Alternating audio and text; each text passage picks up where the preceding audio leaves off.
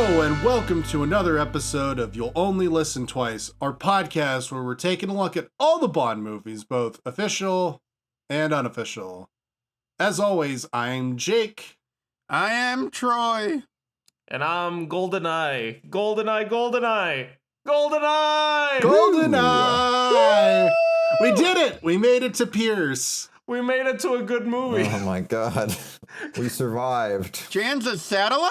You're Ian Fleming's Jamaican home? You're a movie where Marlon Brando's vaguely gay? Wait, what? Reflections in a GoldenEye. It's about Marlon Brando being vaguely gay, and he's married to Elizabeth Taylor. It's directed by John Huston. No, enough. I refuse to do this, Troy. We are talking about GoldenEye. GoldenEye. We are on Not to be topic. confused with GoldenEye starring For Your Eyes Only actor Charles Dance, but GoldenEye. How many GoldenEye movies are there? You know what's ironic about Charles Dance is that his daughter is named Miranda Sings. Wait, really? No. Is this a bit? What kind of joke is that? not. What? It's like, you know, the Sean Connery's son is Mr. Beast. Like, what the fuck? Well, that's true, but that's true, Jan. That's not a joke. That's a sad reality we have to live with every day. Yeah, probably. How old is Mr. Beast? 12? I think he's younger than me, which is depressing. Younger than Jan? Jan wasn't even alive when GoldenEye came out. I think he would refer to GoldenEye as a very old movie. Oh, I saw Captain America Civil War. I was 1 when this movie came out. Yeah, for 3 of us, this is in our life. Wait. Well, what month was it? Do we know? November. Okay. November Oh, 95. yeah, I would have been Oh, 1. Yeah. That's right. This went head to head with Toy Story. Yes, it did. I think I was conceived around the time that this came out, which makes sense because this movie's like a natural aphrodisiac. Yeah. So you were conceived during a screening of this movie? Probably, yeah. My parents went to jail. Do you think, Jan, you were conceived at the exact moment Alan Cumming went, I am invincible! I am invincible. And then he when froze. Yeah. Alan wasn't the only coming in that theater. I'm just saying. Oh, Paul made an Alan Cumming joke. My dad said Alan Cumming, more like Simon Cumming, but I forget, does your mom still listen to the podcast? so Jan? as we've all mentioned, we're all children of the mid-90s, so I assume we all love this movie. We're postmodern babies. It's a little overrated. Yes, but yes, but- it's a stone cold classic. Yeah. Wait, Paul, you haven't introduced yourself. I'm producer Paul. You know it. You've heard. But yeah, we're in the James Bond has arrived in the 90s and in our lifetimes, which as we all know makes everything better. Yes, Yes. this is when the Yeah. movies got good because we were children for them. And then when we hit Yeah. when we hit like 15, they forgot how to make them. And Right. also, Pretty much. we have gotten rid of hack producer Cubby Broccoli. So, Well, no, he's still around. Just yeah, barely. but he's not really involved with this. Not really. This is Michael G. Wilson and Barbara Broccoli's time That's to why shine. it feels different right off the bat. I'm like, this Yeah. is not science fact. We're not science fiction. We're, in fact, science facts. This feels fake. No, it does feel more cartoony. Like, it does feel like Barbara Broccoli and Michael Wilson, they looked at License to Kill. They were like, all right, we're not going to do the typical James Bond formula, but we're going to do your idea of a James Bond movie. That's Like, that's what do why you this think? movie's interesting, because this movie's like, we're gonna deconstruct James Bond by doing the exact same thing. Yes.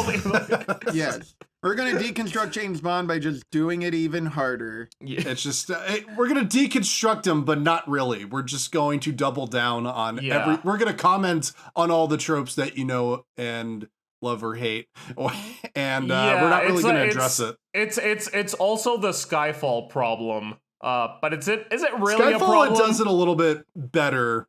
GoldenEye is more so Yeah. like it's like the friend you haven't seen in like 20 years. and they're exactly the same, and they're a little self-deprecating about it, but they're exactly the same. Yeah, exactly. It's like it gets a little annoying when you're just like making sure that the audience know you're self-aware every 5 minutes. We'll get more into specifics. Well, you know what it is? It's Top Gun Maverick. That's a good thing. Like, it's been gone for a while. He's back. He's been gone for like 5 years, which is like the average now of how long he's gone. It's still the longest gap in James Bond production, which is genuinely surprising when you think of Spectre to now. Whatever year this is, yeah. Should we start getting into production Tell us, problems? Jake, enlighten us.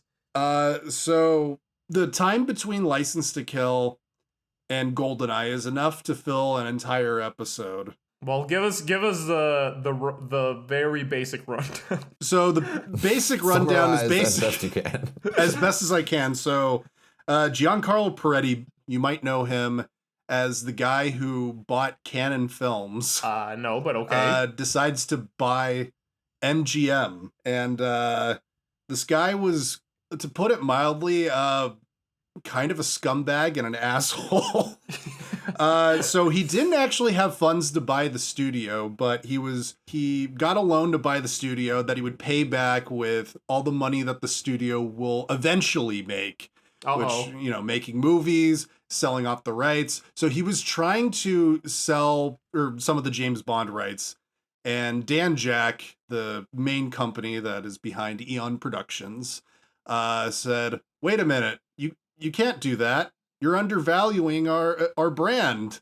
And so they filed a big fat lawsuit against MGM. And that lasted all the way from 1991 to 1992. And getting into the details. Year? A 1 year Damn. lawsuit in my James Bond? Actually, no, 1990. Okay. It's still pretty quick. Timothy Dalton is sobbing.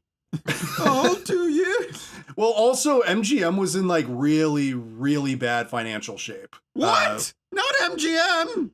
Even if License to Kill was a hit, the studio would have been fucked. So that is why this Giancarlo Peretti character comes into the picture. So Giancarlo Peretti, some of the major asshole things he does, he fired MGM's accountants and replaced them with his 21-year-old daughter. What? And he also used funds from the studio to buy lavish gifts for his girlfriends. No! Why are you so upset by this, Troy? You don't know any of these dramatic. people. And then No. also during this time, a check for Dustin Hoffman bounced. No! They had to delay the release of They had to delay the release of Thelma and Louise because MGM had no money. And MGM withdrew funding for a new Pink Panther film. God damn it. Caused... God damn it, they couldn't make more Pink Panther. They couldn't make more Pink Panther movies. I No, need there was was so another much clip to show. do. Now I'm just imagining Dustin Hoffman mildly annoyed at the bank. Oh no. And then he just goes home. Goes home, yells at people, throws things, and then signs on to make, Meet the Fockers. And then that's in development hell for 9 years. What a life. Oh, and then also things are so bad on the Bond front that Cubby Broccoli puts Dan Jack up for sale in Not 1990. Cubby, why? Wait, what's Dan Jack? It's the company that makes our James Bond We movies. just explained this, Jack. I don't know. I'm drunk. Dan Jack is a contraction between Dana Broccoli and Jacqueline Saltzman. And you put them together and you make Dan Jack. Saltzman also has a daughter, and she's still involved. No, it's his wife. No, it's their wives. named after their wives. Paul, No. don't be weird. Everyone knows that if it was named after their daughters, it would be Bar Car. I don't know Harry Saltzman's daughter's name. Who's the wife of who? I'm so lost. Dana Broccoli is the wife of Albert Cubby Broccoli. Jacqueline Saltzman is the wife of Harry Saltzman. Yes. But at this point, as we established, Harry Saltzman had been out of the picture for quite some time, yes? Yeah, why are we even summoning his name? In true MGM fashion, the name of the executive you forced out for financial reasons is somehow still in the name of the studio. Isn't that right, Sam Goldwyn? Uh-oh. Da-da-da-da-da-da. Hey. So, MGM is in really bad shape. Eventually, Peretti gets out of the picture because of the mounting lawsuits against him and the fact that he almost ran MGM into the ground within 2 years. So, the lawsuit finally settles. During that time, there's a little bit more nostalgia building up for the James Bond movies. There's general like 3 years.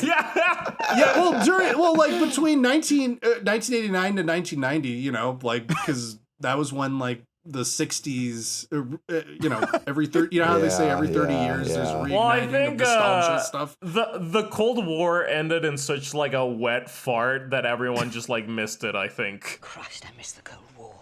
Yeah, maybe. Everyone was hard for nukes, and then when it ended with pussy as soon as Vietnam ended, it's do we get to win this time, Rambo? Yeah. Well, I was looking at a tweet. I was looking at a tweet today. Someone was saying God, pop music isn't as good as it was between 1961 and 1990. What happened? And everyone just went, the Cold War.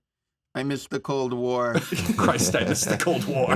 Yeah, it's we were all imagining some sort of apocalypse and wielding katanas. I mean, not I wasn't alive, but I guess when the Cold War ended with a bunch of hippies drawing on a wall, it was oh, we needed James Bond back.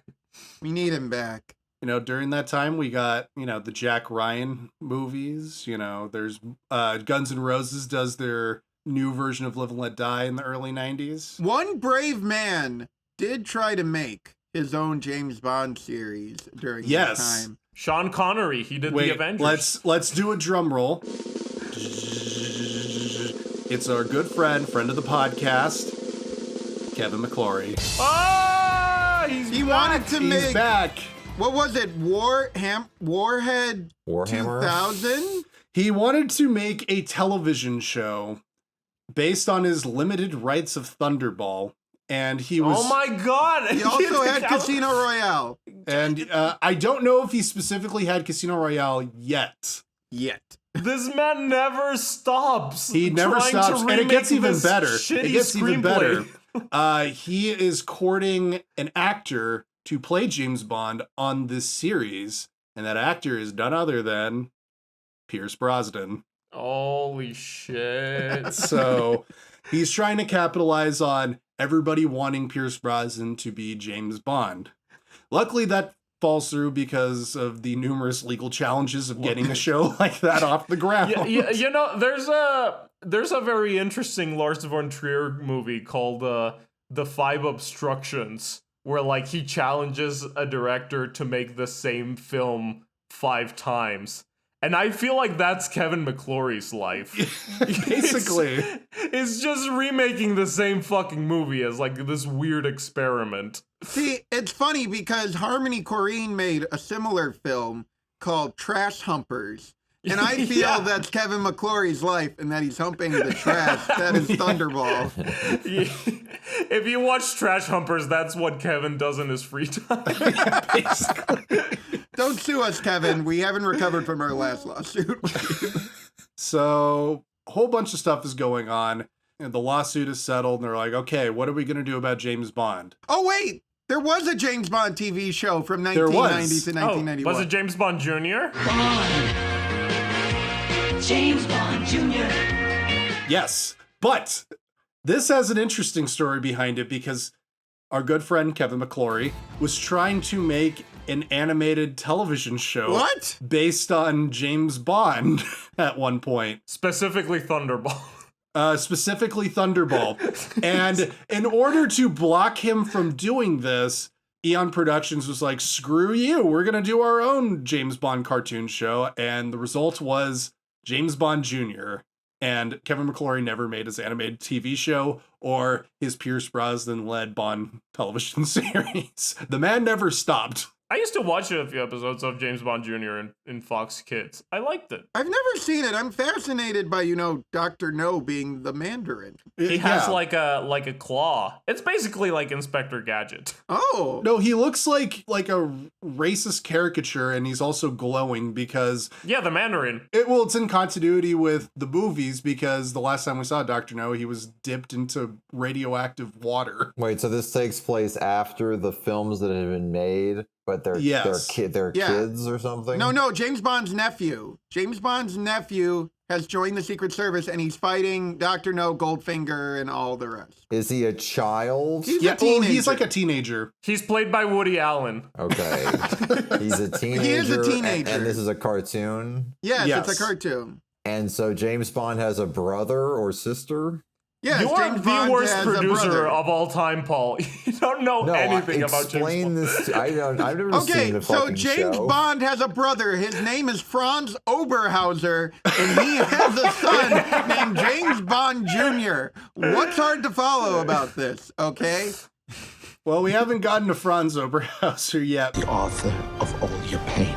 But yeah, so even though James Bond is an only child, he has a brother and a nephew, and he becomes a secret agent too, and he fights the same villains plus new villains and an evil organization known as Scum. James Bond Jr. chases scum. Oh yeah, Scum. Nice. Because that's right, because Blofeld can't be in it. Imagine if the 2006 Casino Royale was called James Bond Jr. Like, the movie's the same, but that's And it has the title. theme song from the show. Continuity, Bond, James Bond Jr. Bond, James Bond Jr. That comes out right after killing a man in cold blood in like a black and white sequence. Yeah, he mercilessly shoots a man in a bathroom.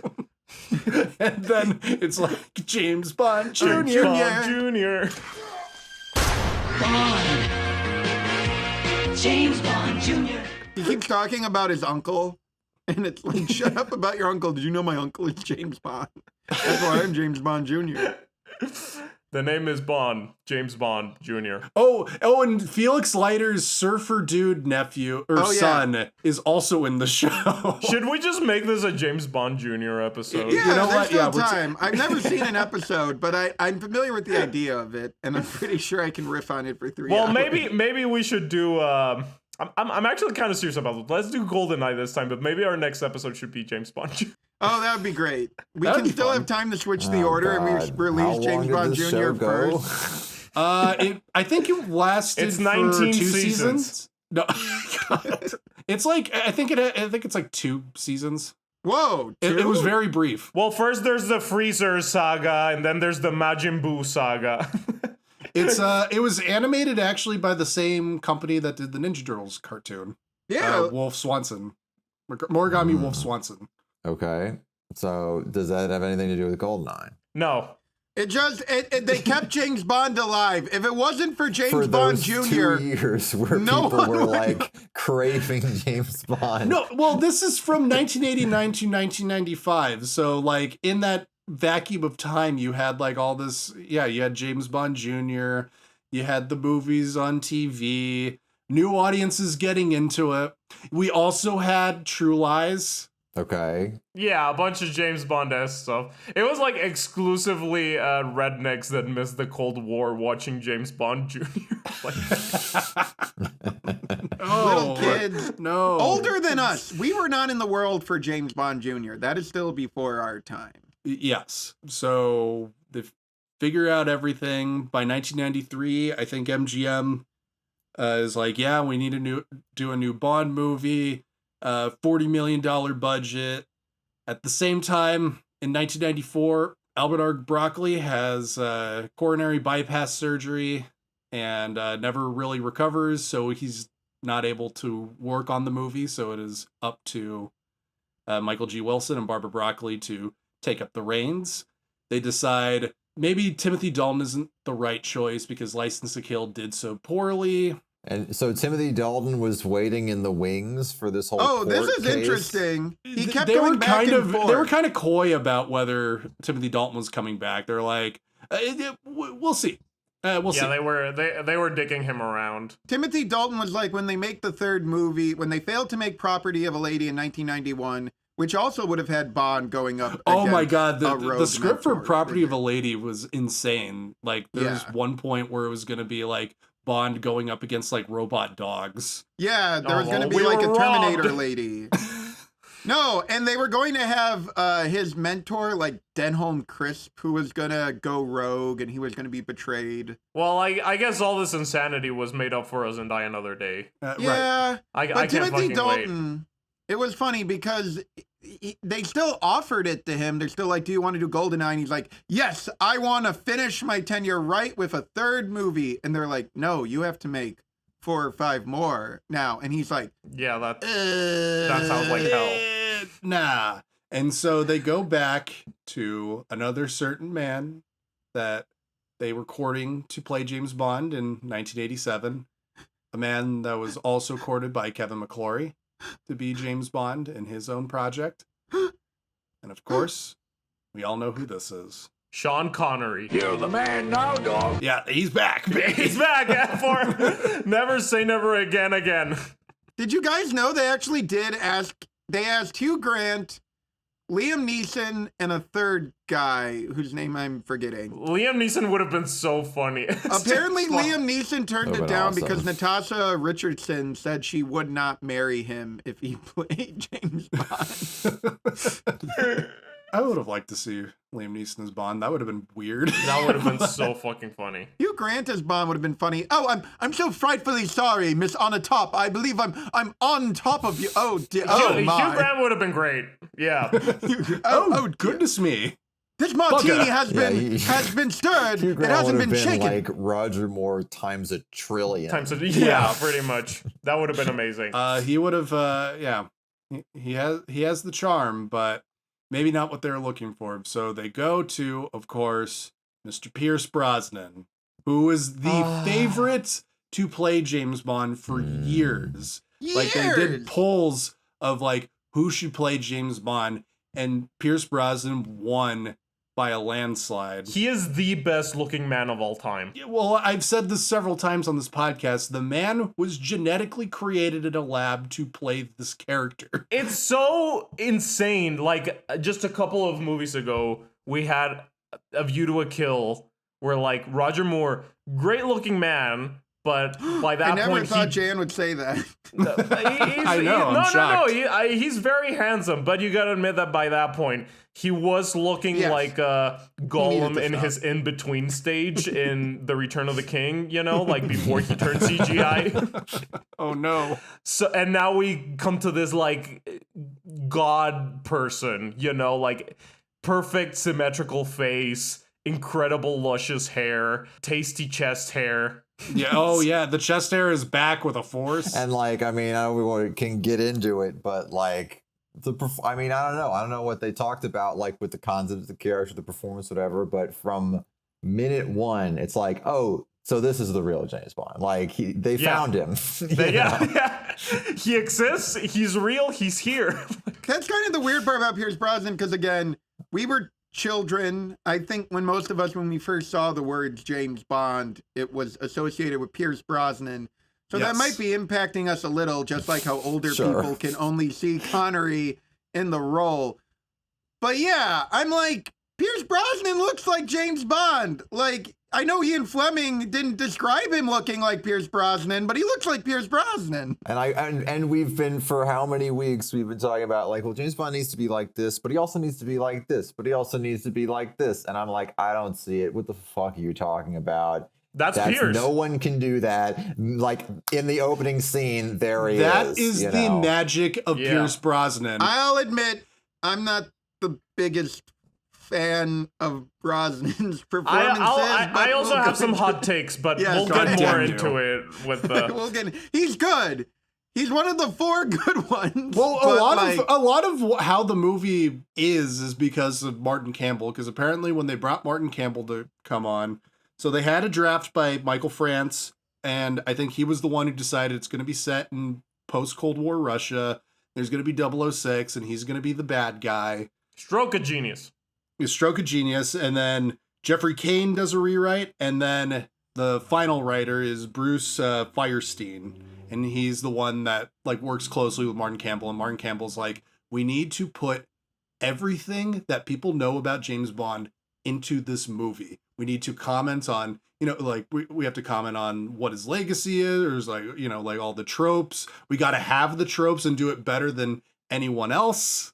Yeah, this is one of the most quintessential Bond movies. Yeah. This is when the Bond movies, like we talked about how the transition era is kind of testing Bond at his limits, but the Brosnan era really is about trying to be the ultimate James Bond and like trying to come to grips with what the character is. This is not a transitional film like, you know, Living Daylights or Live and Let Die, or, you know. Yeah. They're coming in hot with like, this is our version of the character. This is Yeah. like I said on the last episode, like, even though a lot of people say that Casino Royale is the first reboot, to me this is like the first proper reboot. Where this It is feels like the first stylistic reboot. I would word it exactly like that, Troy. Yeah. Yes. well, The even though first- it's doing the same, it feels the most updated. Like the gun barrel is different, the intro is different. Pretty much the only holdover from the last movies is Desmond Llewellyn, which like doesn't matter because like Judi Dench also did the jump to Casino Royale, so I consider it a reboot. I'm fine with that. I don't, because I think the Brosnan era is so interesting because, yeah, it's not as explicit about its ties to the old continuity, but it's all a comment. Unlike the old continuity, like, I feel the Brosnan era benefits from having the knowledge that this guy failed a lot of women, which is kind of the undercurrent. And he's of killed a all four lot of of them. people. This movie's constantly referring to James Bond as like an old dinosaur and like a legend, and everyone knows his catchphrases and stuff. And it's like, this guy is like 37. It's like, yeah. Pierce was actually like 41, 42 when this Oh my was. god, he was the same age as Sean Connery when he did Diamonds Are Forever. Yeah. Guys, what happened in the 80s? Did people start eating better? Oh my god. Again, It's that Irish to juice. play James Bond. Yeah. Sean Connery needed he was half rubber in the prime years. Yeah, I know. And like Pierce And Brosnan Pierce just comes walks out. on He set just walks and in. starts talking, and it's like, here we are. You didn't know it could be so easy. What? Less than 30 years earlier, they were begging on their knees for a model that scammed his way into the room to stay. And this Yeah. guy, they just walked He's in. Pierce just Brosnan there. was demanding to play James Bond, and they kept going, eh. No. They wanted to have Pierce Brosnan like for years, and CBS fucked him basically. Yeah, until CBS the time really was pulled a right. rat But yeah, fuck like to what make a to boring what you TV were show. saying, Paul. Like I love Daniel Craig as James Bond, but there's this like weird modern trend in movies where like all action heroes have to be fucking ripped, like and Yeah. jacked on steroids, and it's like, yeah, I trained for like 14 months to get like this, and I only ate Japanese beans and human flesh and whatever. And That then was it's a dark just like, period during your life, Jan. I remember when you were doing that. well, I'm quoting Daniel Craig. Oh, okay. When you guys worked out together. That was that. You're thinking about a different stage in my life. Okay. But yeah, like there is something that I think is better of like just an actor that's like effortless and looks just awesome right off the bat. Yeah, Pierce because that's Brosnan also just supposed looks to be like James that. Bond. Like he's just supposed to be naturally cool. Well, and it's tailored for this version where it's just like there hasn't been a movie for 6 years. We need to come back with a bang, and we need this guy. And Pierce Brosnan was the right guy for the right moment with the right script and the right tone and direction for this series, because he does it all. He's a jack of all trades of what everyone wants in a Bond movie. He could be brutish and cold. He's also smart, witty. He's handsome. He punches people.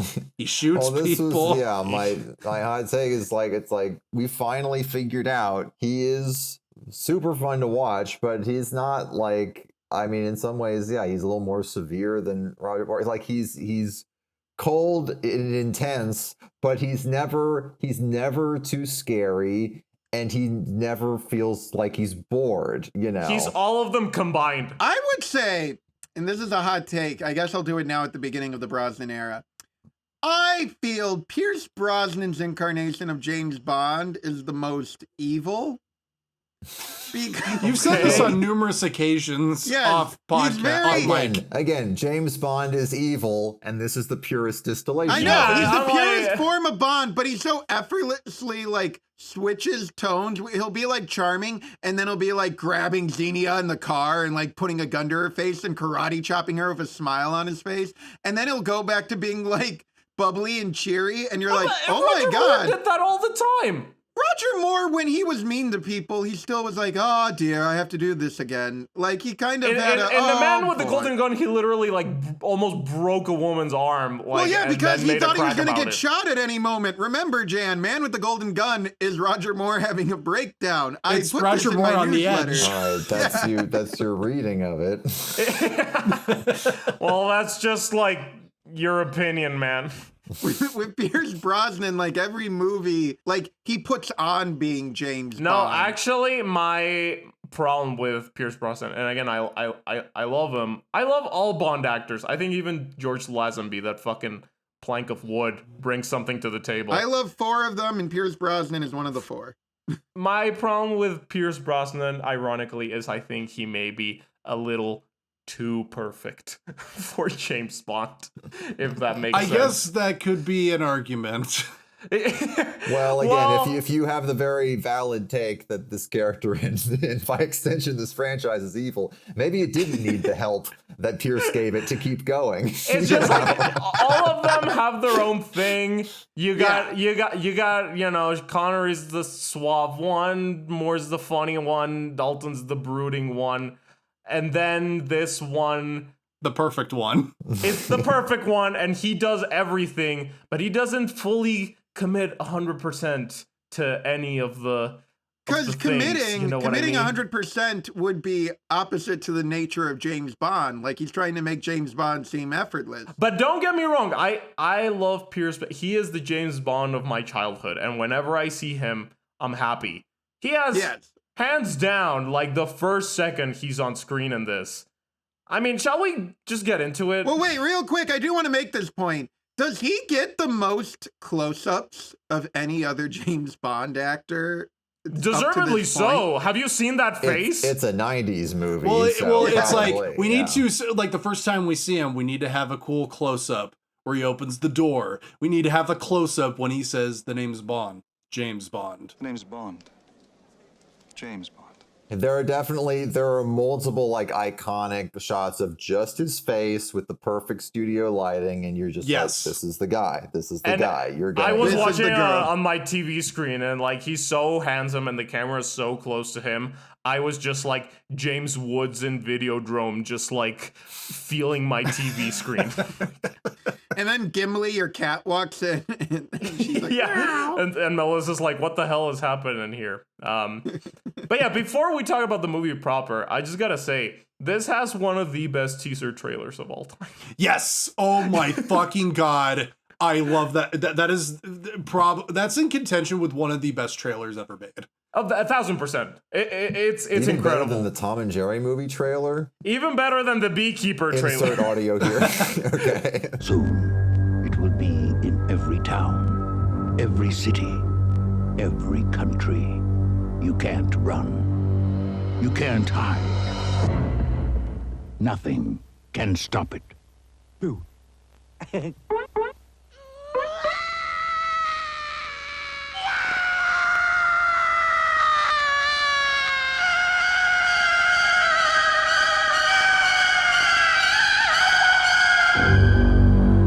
Tom and Jerry, the movie. You're in for a big surprise. Well, those are great too, but that fucking trailer where it's just like, when the world needs saving, blah, blah, blah, you could still depend on one man, and then Pierce Brosnan walks out in silhouette and shoots the letters and makes a 007 and walks up to camera. The light shines on him, revealing his face, and he just goes like, What, were you expecting someone else? You were expecting someone else? And then we get like one of the best covers of the James Bond theme ever.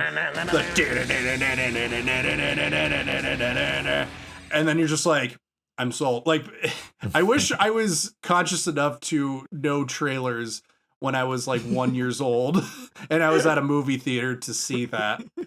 Because seeing that in theaters must have blown people's fucking minds. You're expecting like a bald bellboy looking motherfucker, and then Pierce Brosnan shows up. Poor Timothy. I love Timothy Dalton. No, the magic of this teaser is that it feels like the teaser for a parody movie. Like, it feels like the teaser for Johnny English. Like, you know the man, you know the name, and he's in silhouette, and then like Mr. Bean shows up. But no, it's just like it's just real. him. It's Pierce Brosnan. Like, this is a James Bond movie. They mean in what they say, you know. Yeah. And then it is followed up by one of the worst theatrical trailers of all time, where they spoil the fucking movie. 007 is facing the ultimate enemy, the man who knows him best. Hello, James. What an unpleasant surprise. 006. Yeah, that's I mean, that was like it's still a trend today, but especially in the 90s, it was like, this is the bad guy. But then you watch the movie and you're like, this was supposed to be a surprise. Have you guys ever seen the trailer to Rocky Horror Picture Show where they just do a montage of everyone dying?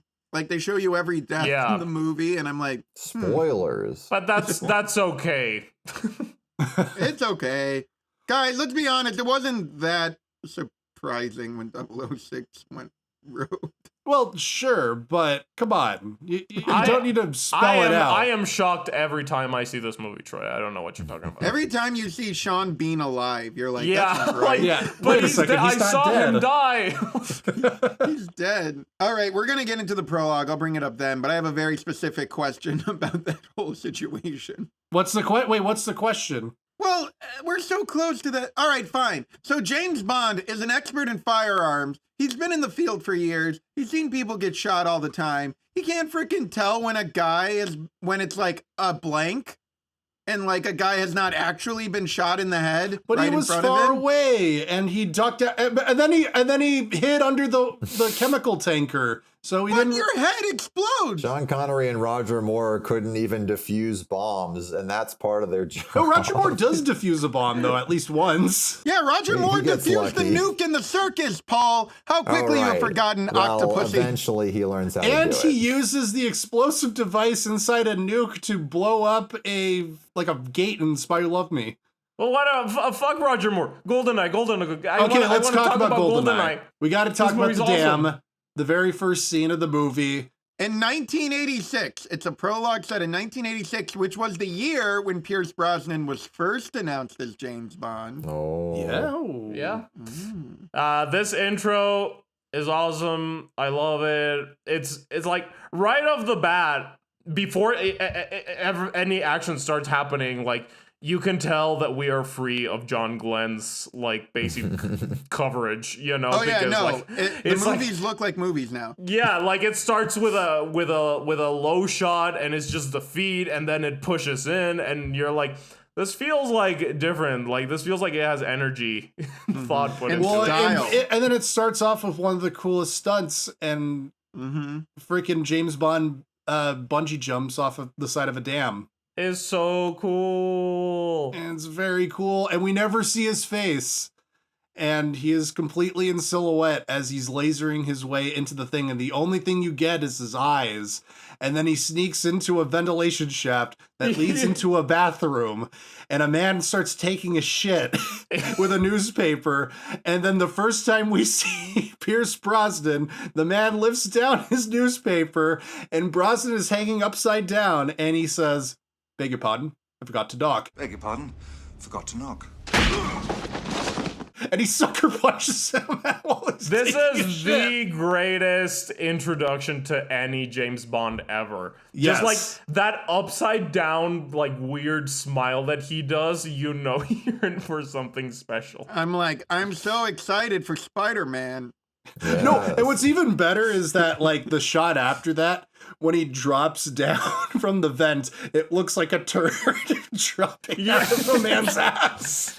Oh my god. Now you're sounding like Troy, like looking weird for weird it's symbolism. very purposefully done. I'm like, we're in the hands of a filmmaker now who is comparing James Bond to a piece of shit coming out of a man's ass. All right, Jake. I can't. And oddly enough, Troy looks very confused. Yeah, I don't get what Jake's talking about. Watch that scene again and just think it looks like a turd.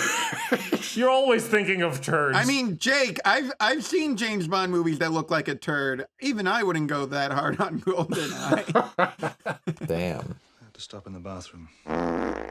But yes, it's actually tense and exciting, and there's a bunch of Soviet guys. And we get a buddy movie feel with Alec Trevelyan as Trevelyan. 006. Whatever. Alec Trevelyan. As 006, and yeah, I think what's interesting about this movie is Bond feels like he's surrounded by equals a lot of the time. It really feels like, they're not really sidekicks, they're more partners to him. Well, like, everyone's making fun of James Bond constantly he's getting roasted in this one. Which is interesting because he's like arguably the coolest guy. Deconstruct the character for the 8th time. That's like if people treated Roger Moore like they treat Pierce Brosnan in this movie, you would feel bad for him. But everyone's like calling a fucking nerd and a bitch, and he's still like awesome because he's Pierce Brosnan. It's fine if you're good looking. People can say whatever they want to, and I'll stand by that. Well, James Bond is just like, I don't give a shit. I'm James Bond. He's just a constant, which is interesting. In the movie that's supposed to be deconstructing James Bond, he doesn't really grow or change. He's just like, I am the same thing. It's one of the movies that condones James Bond as a character the most. I am what I am. Yeah, it is. Well, ironically, part of what's cool about everyone being like capable and partners is that, I totally get why this became a successful multiplayer video game. Yeah, well, that's another story. When Alex shows up, this is another strong confirmation for me that this is just straight up a reboot, because he is like, oh, James, we've been on so many adventures together and we're best friends and everything. And it's like, no, you're not. Ready to save the world again? Ready to save the world again? After you, 006.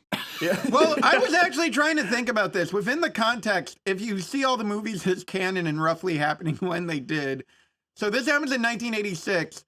Saunders dies in 1987, and then Felix gets attacked in 1989. What if Dalton's like crazy because he's still recovering? Well, and then also one of the double O's gets murdered in the Living Daylights. Yes, exactly. And we also there's the other double O who gets murdered in The Man with the Golden Gun. Yep. Can we agree that like if this is part of the same continuity as the other ones, this is yet another Diamonds Are Forever case of James Bond like regressing after doing a little bit of growth in the Timothy Dalton ones? I think he went to therapy. I think he's on Prozac in this movie. I think he's calmed down a bit. Yeah, he went back on the martinis, I think, is what happened. He's on opium. He's out of it. He's fully, he's living his best life. He's accepted himself. He's over Tracy, that's for sure. No, he's not over Tracy because he drinks all those martinis to silence the memories of all the women he died. No, all the men he's killed, all the screams of the men you've killed. And the women you failed to protect. I might as well ask you if all the vodka martinis ever silence the screams of all the men you've killed. Or if you find forgiveness in the arms of all those willing women for all the dead ones you failed to protect. This is the James Bond, like he was very like preoccupied and angry in the past ones, and now he's listened to Let It Go a bunch of times, and now he's just this is a point. This is a point I'm going to bring up a lot during the Brosnan era. But yeah, as Paul says, Brosnan is the coolest, most effortless, most fun Bond. And if you read the plot summaries to all 4 of his movies, James Bond is having the worst time of his life in like all 4 of these movies, like just trauma after trauma. And that's what's interesting about the Brosnan era is he's unflappable, but if you objectively look at what's happening to him, all of his failures just keep recurring, and it just gets worse and worse. Well, this already starts with James Bond fucking up. Yeah, it does. We come in hot. It's great. So Alex gets shot in the fucking face in a scene that's like genuinely tense. Yes. Tension. Yeah. Can you imagine? They're trying to blow up this chemical tanker, and we're introduced to our secondary villain, Aramov. He's not quite as memorable as the general from Octopussy. But Aramov has that look. He just has like this weird, interesting face. Yeah, and like this way is he the talks. most Soviet man I've ever seen. You know what he kind of reminds me of? He kind of reminds me of Judge Frollo from He does Disney look Yeah, like no, Judge he Frollo. does. You're like immediately evil and bureaucratic and power hungry. This is your last chance. Come out with your hands above your... Yep. So he shoots Sean Bean. Isn't it like sort of like his fault, right? Well, it's not really his No, fault. because the whole Well, point it's all of Sean framed. Bean getting shot was Sean Bean set up this whole thing in order to defect, Right. like quietly, right? Which is part of what I don't get about the character. It's not that it's directly his fault. It's like if I was a super agent and then like Jake got shot in the face in front of me, I'd feel guilty. Yeah, that you couldn't protect Because him. I'm a super agent. I could have avoided Jake getting shot in the face. I get why James Bond feels bad about what happened here. I don't get why Trevelyan is so bent up, out of shape about what happened actually, I here. kind of have that same problem too because Bond resets the timers from 6 minutes to 3 minutes. And that's why he gets two-faced? And that's why he gets two-faced, yeah. Because they weren't planning on it being 3 minutes. But like, I feel if you're a spy, you probably should include that within the margin of error when you're planning your big elaborate defection. But he's also mad. If we've learned anything about these James Bond movies, is that no one plans anything. They're all just like pulling shit out of These their are still ass. like two of the most competent characters we've ever seen in this Oh, series. yeah, no. Again, because they're like, wait, if this is a real movie, everyone should be competent and good at their jobs. Then we get the plane scene, which is amazing. Yes. Everyone talks about the bungee plunge. No one talks about the fact that literally at the end of his first pre-title sequence, Pierce Brosnan is flying. He's flying into a plane. It's like so Superman. That's the thing that hit me the first time I saw it. And again, it's not like I saw this like super young, but like it was like bungee jumping, whatever. I was so blown away with like him riding off, diving into, catching up to the plane, getting in, and steering it just on the nick of time. Of course, now we know that, as I was discussing with Jake, this sequence is the product of like 7 or 8 iterations of opening title sequences, which have elements of this, and here they are kind of retooled and put together. Nothing's really new, but you know. It's circles within circles. Are you learning that this is the same movie, like, but for the 25th time? Yes. 17th time. But no, if you look at all of Pierce Brosnan's opening sequences, they all have the same structure of like sneaking around. Well, all of these movies chase. have the same structure. No, but with Pierce, it's specifically like he sneaks sneaking around, chase, flying, and then he's coming down. Yeah, but I do think that this might be my favorite intro of the Brosnan ones. This is at least like the 5th one where the opening title sequence has skydiving in it, right? Yeah. Yeah. Well, yeah. And planes sneaking around. Jumping off a cliff. Timothy, what was it? Timothy Dalton opened his tenure with him with other 00 agents who supposedly get killed, and then he follows a vehicle off a cliff and then either jumps in or out of it into skydiving, you know? Yeah.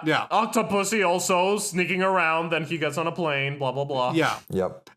Spy Who Loved Me, he skis off a cliff and parachutes. But guys, remember, before they cracked that formula, they were doing stuff like having all black people of the world kill people for their openings, and it's like, live and let die. Yeah, and we were like, we're done. I was like, what the hell? No more of that. No, if you're saying it could be worse, Troy, I 100% agree with you. No, Like, this guys, is pretty no, good. This keep is pretty repeating, good. keep doing this exact. We will slowly iterate ourselves into a real movie, and it turns out they did eventually. Yeah, no, this Eventually. intro confirms to me, like, Martin Campbell is the greatest James Bond director, in my opinion, because I agree. Every James Bond director had their thing. Guy Hamilton is the funny one. Louis Gilbert is the grand one. John Glenn is the bad one. Well, you know, actually, and Peter Hunt, I John think, also. Glenn is there. For his one and done, I think he was. Well, pretty yeah, good but the fact that this guy has 2 and they're extremely different, and Yes. he proves that he's like completely malleable. Like he just understands the assignment. Yeah. For this one, make a fast-paced, high-thrill, 90s action movie. He does it and he kills it. And then 10 years later, they're like, okay, now do like a dark, brooding, realistic character study and tragic romance. And he kills it. Like, he's awesome. Can we talk about Martin Campbell's such a weird director because he like kills it here. He kills it Casino Royale. He kills it in Mask of Zorro. Yes. But somehow he is also capable of making The Legend of Zorro and Green Lantern. Well, he's a director for hire. Yeah. Sometimes the jobs that they hire him for aren't very good. Yeah. You know? Did you see his newest movie, Memory, with Liam Neeson? Oh, no, that looked like it fucking sucked. Did it? Yeah, no, it wasn't. It was. It's a Redbox movie. And you're kind of like it's shocking when you realize this is the same guy who did Casino Royale. And Yeah, I watched GoldenEye. The Edge of Darkness with Mel Gibson, and that was fucking like Ambien on a movie. Oh, did he direct the movie too? Yeah. Oh, because he also did the. Yeah, he did the TV show too. Yeah. I've heard that the show is good, but the movie's fucking awful. Don't Yeah, watch no, it. I've seen the movie, and I didn't even realize Martin Campbell directed it, directed the movie version too. But yeah, that movie's.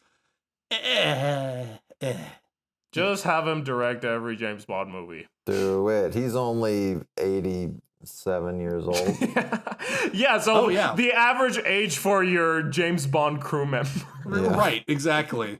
And now, well, speaking of aging Bond crew members, Maurice Binder died in the early 90s between License to Kill and GoldenEye. When did he start? He started with Dr. No. With Dr. No, he's been there At the from beginning. the beginning. Oh, okay. Yeah, that's the beginning. He started from the beginning. He wasn't there for From Russia with Love or Goldfinger, but Thunderball is like the epitome of Bond opening title sequences, arguably, where everying comes in. It is. Fuck you, Troy. No, it is. Anyway. You may not like and then- it, but it is. This is what peak performance looks like. You may not like it.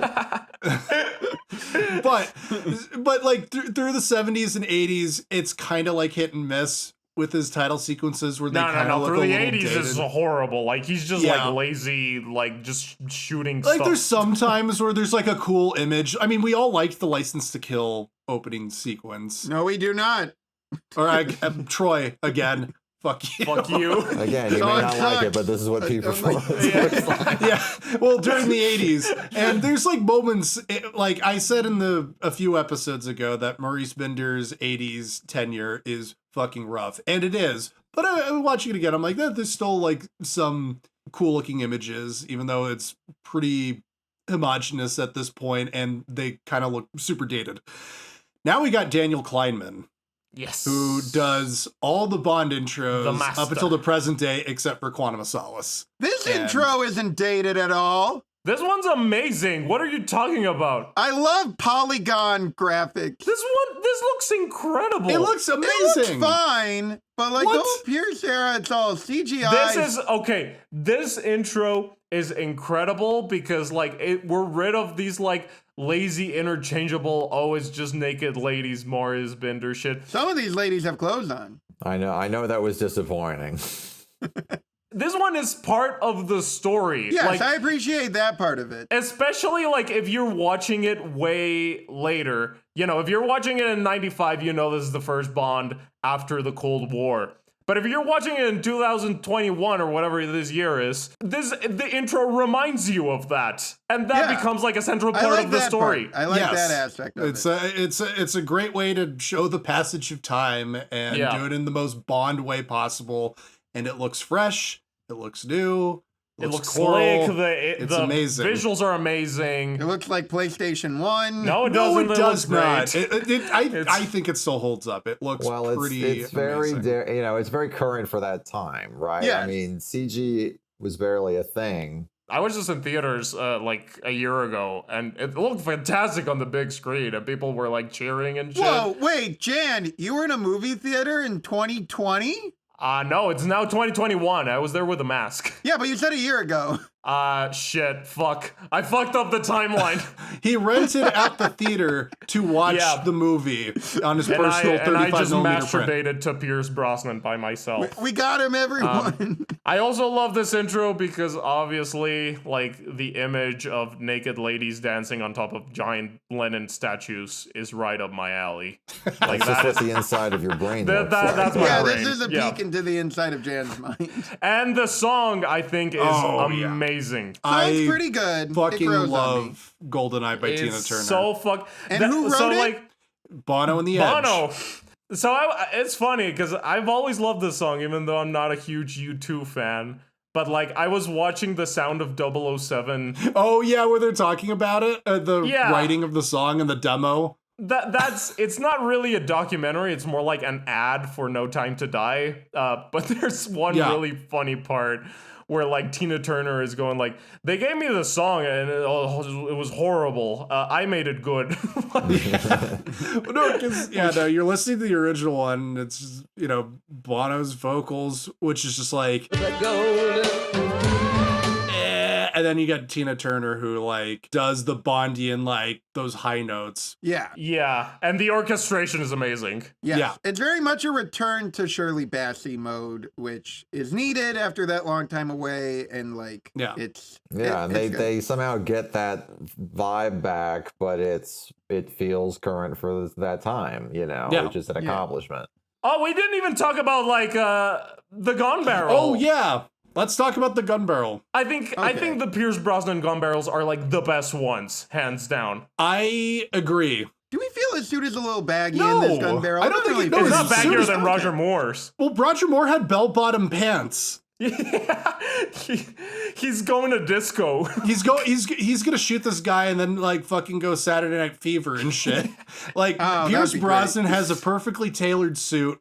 His pose when he turns around and shoots is immaculate. It's so good. The image of the gun barrel, the iconography of the original gun barrel designed by Maurice Binder is saved, but it's updated so that you have the circles go by and then you see the circle and then like gradually like the light turns the gun barrel into the iconic gun barrel, and then you have the perfect pose and the CGI blood that comes down. They don't fuck with it too much. It feels like, okay, this is the new version of the gun barrel. Like, it's updated for the times, but they haven't fucked with it at all. Unlike Daniel Craig movies. Yes. It's computer generated, but it doesn't look fucking terrible or unlike anything we've ever seen before, like those. But that will change as time goes on in the Brosnan. Actually, that will change only once.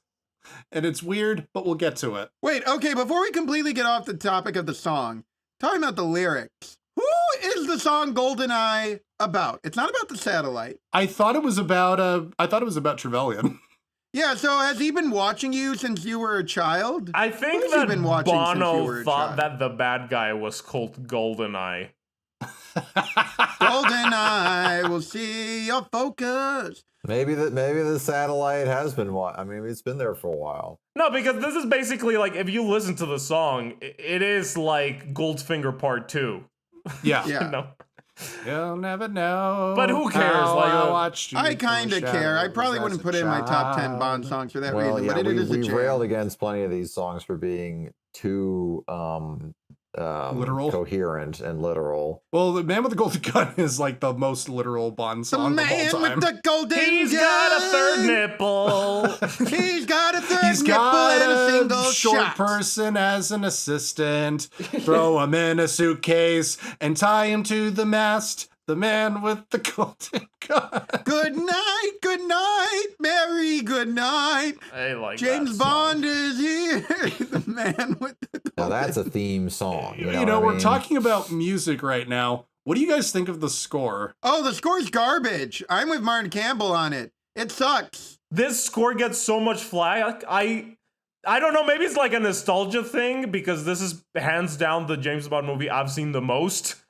But whenever like he comes out in his DB5 and it starts sounding like. Oh yeah, no, the Mario Kart scene again. This movie it was gets made such to a be a smile on my mid-90s face. video game, and the score is like. Oh, actually, if we circle back to the gun barrel. Oh my god, We're not done. We're never going We're into an this hour movie. in. We're not done with the gun barrel. No, this is related to the music, so this is relevant. Yeah, I noticed when it does the for some reason I was listening to it at like a different speed, and then I realized it is sampled from the Goldfinger gun barrel. So if you play the Goldfinger gun barrel at a different pitch, it sounds like the GoldenEye gun barrel, which I thought was pretty cool. Is there a satanic message in the Goldfinger gun barrel? You just hear like Lucifer will take us all, and everyone's like, "What a strange." Why would they say that, Desmond? Desmond, have you heard this before? Yes, I hear it every night before I go to sleep. No, that's the dirty secret about the music of GoldenEye. All the good music in this movie is taken from other Bond films. None of the original stuff is very good. I like the score. Me standing strong with my anti-vaporwave agenda. How dare you? This is good, Troy. You don't know what you're talking. You don't know good music. You didn't like License to Kill. Yeah. Awful music. Honestly, oh god, do I like the music of the Brosnan era over? Well, I like. Well, it's garbage. David Arnold afterwards. Yeah, I guess I it love works David fine. Arnold. Who did the music for this one? This is Eric Serra. Well, he's good. He's good Eric in my Serra book. did the score to La Femme Nikita. So it's very, even though it's kind of dated, kinda. I like it still. It's I don't know. There's a All vibe James to Bond it. movies are dated. That's the charm. Lest we forget, the 90s were embarrassing. We exist because of the 90s. That's how embarrassing the 90s. They're our childhood, which means they're completely perfect, but also incredibly cringe. You know, so Yeah. Well, yeah. The best show on television was Hey Arnold. I don't know if that's a good thing or a bad thing. That's just a fact. Yeah. Did you ever see that? Arthur, though.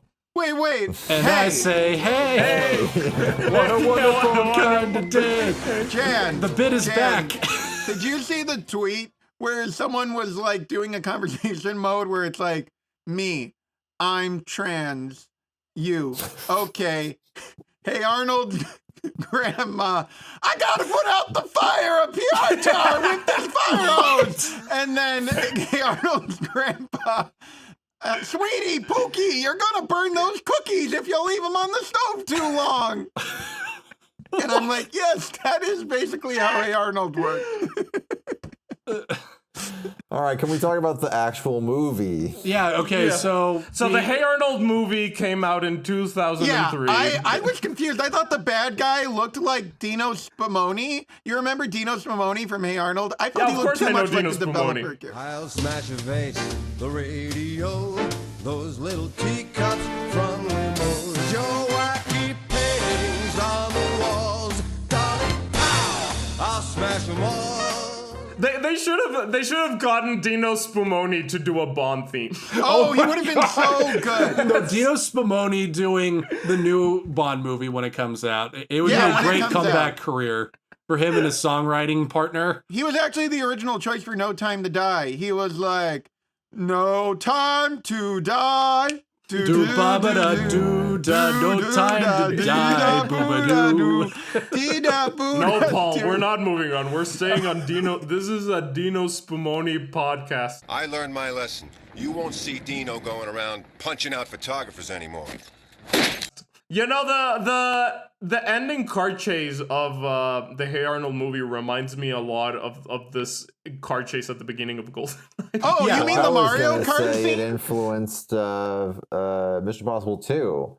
You know, where Yeah, they're just no, it winding does. through the mountains and they're twirling together. A tete-a-tete through the mountains, yeah, in a big expensive Courtship through car ballet and the mountains. Yeah. Except one is a bad femme fatale and one's a good femme fatale. Oh yeah. Oh, I thought we were still talking about the Hey Arnold movie. Well, this happens with Helga. I have to imagine you guys would love this because we were over the moon about Never Say Never Again, lady. Oh yeah, Xenia Onatopp is like the perfection of what Fatima Blush. Can I say something? All right. Famke Janssen in this movie is the hottest any woman has looked in any movie ever. It's not true for me personally, but I can respect that statement. She's so like underrated. This is the truth. This is the truth. This is the peak. I'm gonna get personal for our viewers here. I had 2 sexual awakenings with movies. Okay. Oh no. One of them. I need a job, Jan. I need to be employed. So these were my first 2 boners. So the first was Claudia Cardinale in The Pink Panther, starring our 2 favorite James Bonds, Peter Sellers and David Niven. They are the 2 best James Bonds. You know the scene we're talking about with the tiger carpet. With the tiger carpet. Yes. Yeah. No, I know exactly what you mean. And then the other one was Xenia Onatopp in this movie. And there's something about like whenever I see her, it's like when the critic from Ratatouille eats the ratatouille and it takes him right back to childhood. So when you're watching her like strangle someone with their legs, you're just like, yes. Yeah, it takes you back reminds me to of your childhood home. You're watching it on your CRT, going like, whoa. It reminds me of my first boner, and like I still like I blush. You know, like. It makes me feel weird and ashamed, and like my body is changing. Like, I mean, Xenia Onatopp is so interesting because I feel like you wouldn't consider her the Bond girl, and you wouldn't consider her the Bond villain, but she's like one of the best of either kind. Yeah, well, apart from being hot as fuck, she is also like amazing in the role. Oh yeah, she's so much Famke fucking Janssen. fun. She knows this movie is basically a Saturday morning cartoon, and she just plays it like 210%. Yeah. Oh yeah. Yeah. And this whole opening scene, like, it's so great because Bond is flirting again. We know what's going on, and they're like zipping, and he's like showing up. Oh, and he also has a psychiatrist in the car that yeah, who's trying to evaluate him. Who's trying to psychologically evaluate Bond. Yeah, that's amazing. Well, that's like immediately like peak Brosnan. Like he's driving with his little ascot, and this woman is like shitting herself, and he's like laughing. Yeah. James, is it really necessary to drive quite so fast? James, stop this. Stop it. James, I want you to stop this car. Really? Stop this car at once. He's driving the DB5. He's driving the DB5, and he's having a blast. Like, he's immediately so comfortable in this role. This is the most, whenever I see Joe Biden, I think of Pierce Brosnan in this scene. This is the most Joe Biden energy that Pierce Brosnan embodies throughout. Like the aviator glasses and the wasp, like, ascot thing. Yeah. Hey, Pierce Brosnan is not a white Anglo-Saxon Protestant. He is an he's Irishman. giving that energy. That is true. He is giving that energy. And just like like people, just like Joe Biden. Yeah, you're right. Like people are calling him a fucking idiot and a pussy the entire movie, and he's just laughing, going like, "Shut up, man." He's like, "What you're doing is." Hey, man. Listen up, fat. Listen up, Jack. I'm James Bond, and I'm gonna beat Donald Trump in the next I'm election. gonna plow right through these bicyclists. Mr. Bond, I think you're a sexist, misogynist dinosaur. Well, I don't like to think of myself any older than I am than fly. Yeah. It's true. Let me tell you about my hairy legs. Someone on TV Tropes, they were losing it. They're like, Pierce Brosnan is the first hairy James Bond since Sean Connery. Oh. And I'm like, calm down. Yeah. No, that's true. Well, I guess factually correct. Science fact. Roger Moore is bare as a baby's bum. Ah, Roger. So he's being evaluated for like if Benny he's flirts worthy with of well, yeah. I mean, I guess I keep wanting to say she's the driving instructor, but that was a different movie. No, that's Mrs. Bell. He's gonna fuck Mrs. Bell. So you see, I have no problem with female authority, Mrs. Bell. Holy shit! Holy shit! Holy shit! And then we just go right over to Monte Carlo. That's well, what I yeah, have. because he's had sex with this lady in the car who's his coworker, which I do think the Pierce Brosnan era has the highest rate of him sleeping with his coworkers. Yeah, he's the most James Bond ever. Yeah, he's the most James Bond. Yeah, James Bond. he's the bondiest Bond who ever bonded. He's really into Xenia, so this is one of those Bond movies where Who isn't? Where we don't have the mission per se, but he's just kind of doing something on his own, and we may eventually get around to a mission, and this time it's trying to figure out Xenia's deal. Right, he's just kind of pursuing her like in of his own kind of interest, really, right? Yeah. And he rolls into Monte Carlo Casino, and we get right off the bat all the bits. Yeah, right? he's playing we Sherman get his Defer. glorious close-ups. Yeah, it's weird that they're like trying so hard to convince us this is James Bond. They're like doing all the classic bits, like here's the DB5, here's the casino, here's the tuxedo, and it's just like here's Shaken Not Stirred, Bond, James Bond, like all in the span of like 4 minutes, and it's like This is the same guy. This is the same guy that everyone knows. But it's like you don't have to convince us. Like, have you seen this man? Well, the sad part is they've really thought they had to, but it's so great seeing Pierce just being the cartoony James Bond of like, yes, Martini. Yes, hi, I'm Bond, James Bond, Baccarat. Yeah, I mean, he There's all this delivers stuff, all the and, like, lines. clearly, yeah, very studied line deliveries where it's like he's gonna do it right. Yeah, no, he does them all like, and it's a 10 out of 10. Well, and then we get the reveal that of Xenia's name, Xenia Onatopp. Bond goes, Great name. Onatopp?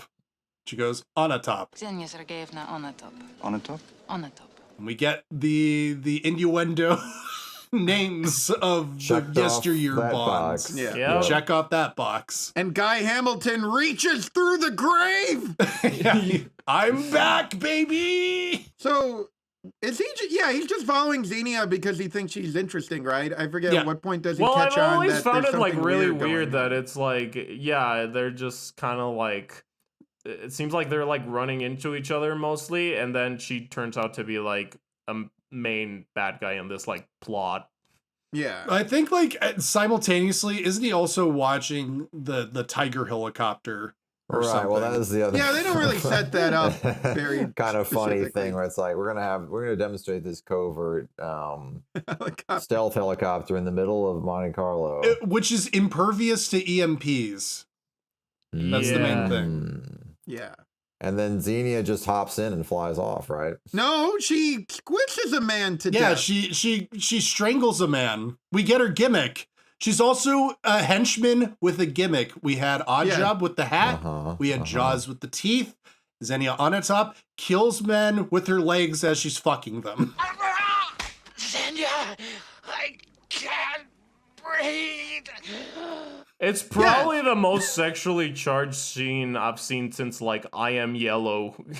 You What know? makes you say that? When she's like scratching the guy's chest. Yeah, it's just funny watching it this time. Like, I don't know what direction. Apparently, Famke Janssen did not have a good time making this movie, but I don't know what the direction was given to her. But she really is just like, all right, I'll just be the most ridiculous orgasm you've ever seen. And she's like, anytime she kills someone, she's orgasming.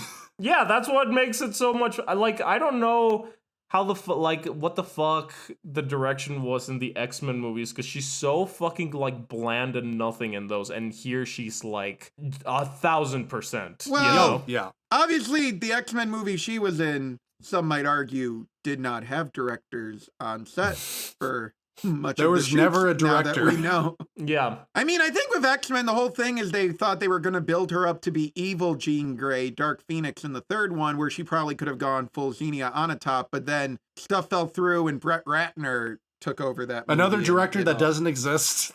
Another director that doesn't exist. Pretty much the first 3 X-Men movies and the 2 middle ones like have no director.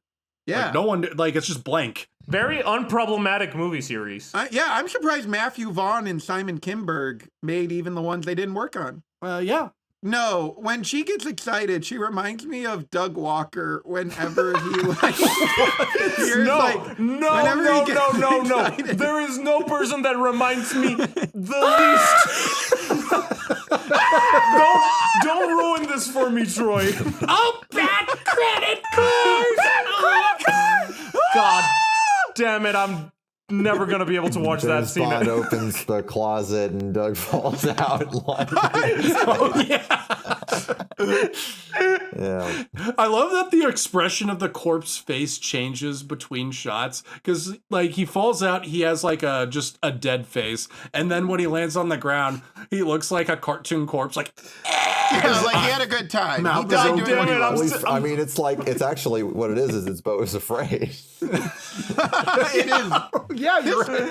The Brosnan era it's a basically perverse. is Bo is afraid. Yeah. But wait, Jan, what were you gonna say about No, your nothing. sexual- I'm still picturing Doug Walker as Xenia Onatopp. Like screaming. All right, we need to move on to save A your horrible psyche. thing I've ever Wait, can we put talk in about my how brain. Brosnan like runs to get to the copter, but then Xenia and the guy dressed as the guy she like squeezed to death get in, and they do that weird fade to black that has never been duplicated in the series. Yeah, no, yeah.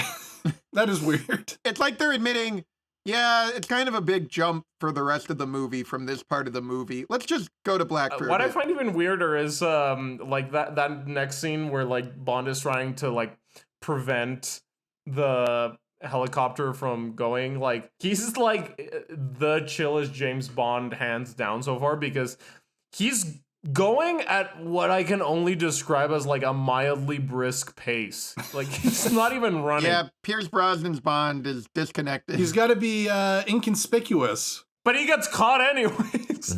It didn't work, but he tried. But yeah, well, I guess following the tradition of James Bond being the worst spy of all time.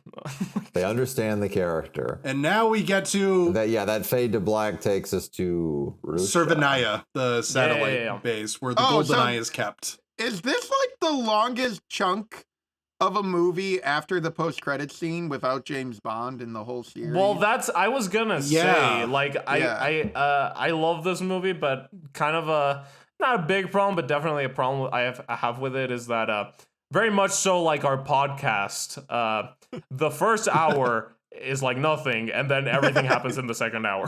Yes, exactly. We try to pay tribute to the forum that way, but yeah, the pacing of the first hour of GoldenEye is kind of crazy. Like we because get it's the it's a end lot of setup. debriefing and the Q scene like 55 minutes into Yes. the movie. Yeah, no, because we have like a whole like 25 minutes at Cervanaya, like setting up Boris and Natalia and Arumov and Onatopp heisting the GoldenEye key and killing everybody.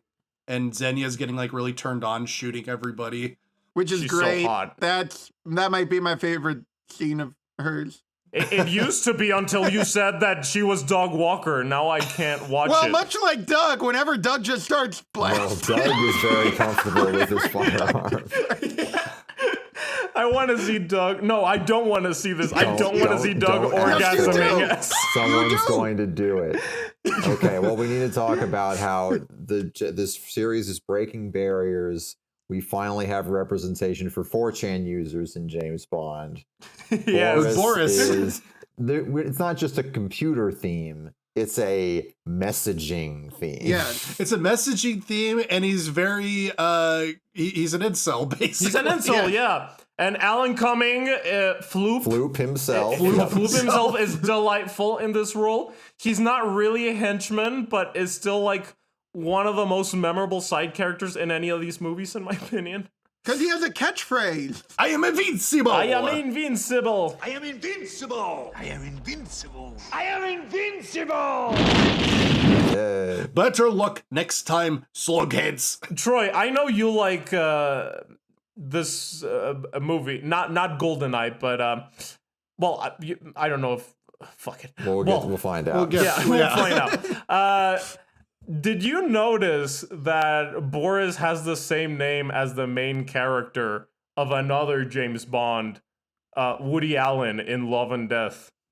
Oh yeah, Boris Grushenko. Oh yeah, that is a connection. Is that a nod? I don't know. It could be. It could be, or maybe it just sounds like a really Russian name. I'll be fully honest. I kind of thought they were going for like a Boris and Natalia, like Boris and Natasha vibe, because this movie is Rocky I can see that.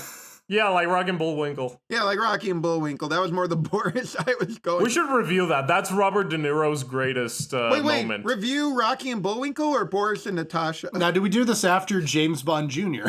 Yes. We got to do our cheap animated tie-ins. But yeah, I just thought that was weird because I love Love and Death. Oh, Love and Death's great. Very few people have seen it. It's Woody Allen's second best movie. If you love that is not true, but I still love it.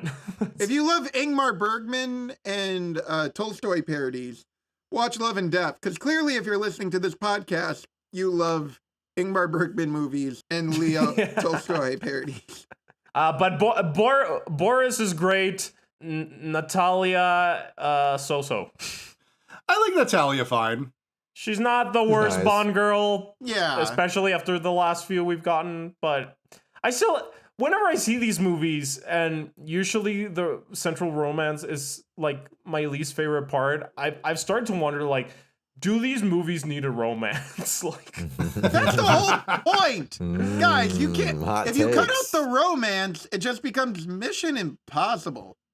Yeah, what's wrong with that? Yay! Well, the thing is that you need a Bond girl because part of the thing of James Bond is that he is a bachelor who's always in Skyfall, the Bond girl is a 97-year-old woman, and that's one of the best ones. I would argue that's to Skyfall's detriment. I would actually argue that Skyfall lacks for not having that connection in my book. False. The romance always drags it down unless it's something like Casino Royale. The romance is what elevates it. All the best Bond movies revolve around the romance. The Spy Who Loved Me, The Casino Royale, Octopussy. All the best ones. The World Is Not Enough. All the best ones are about the romance. Not Skyfall. Okay. Well, no, I think honestly, even as far as they go, this is still like a significant contender, I'd say, in terms of character that is written, has lines and a performance all together in one movie. No, yeah, she's good. She's not. What I think is interesting about Natalia in GoldenEye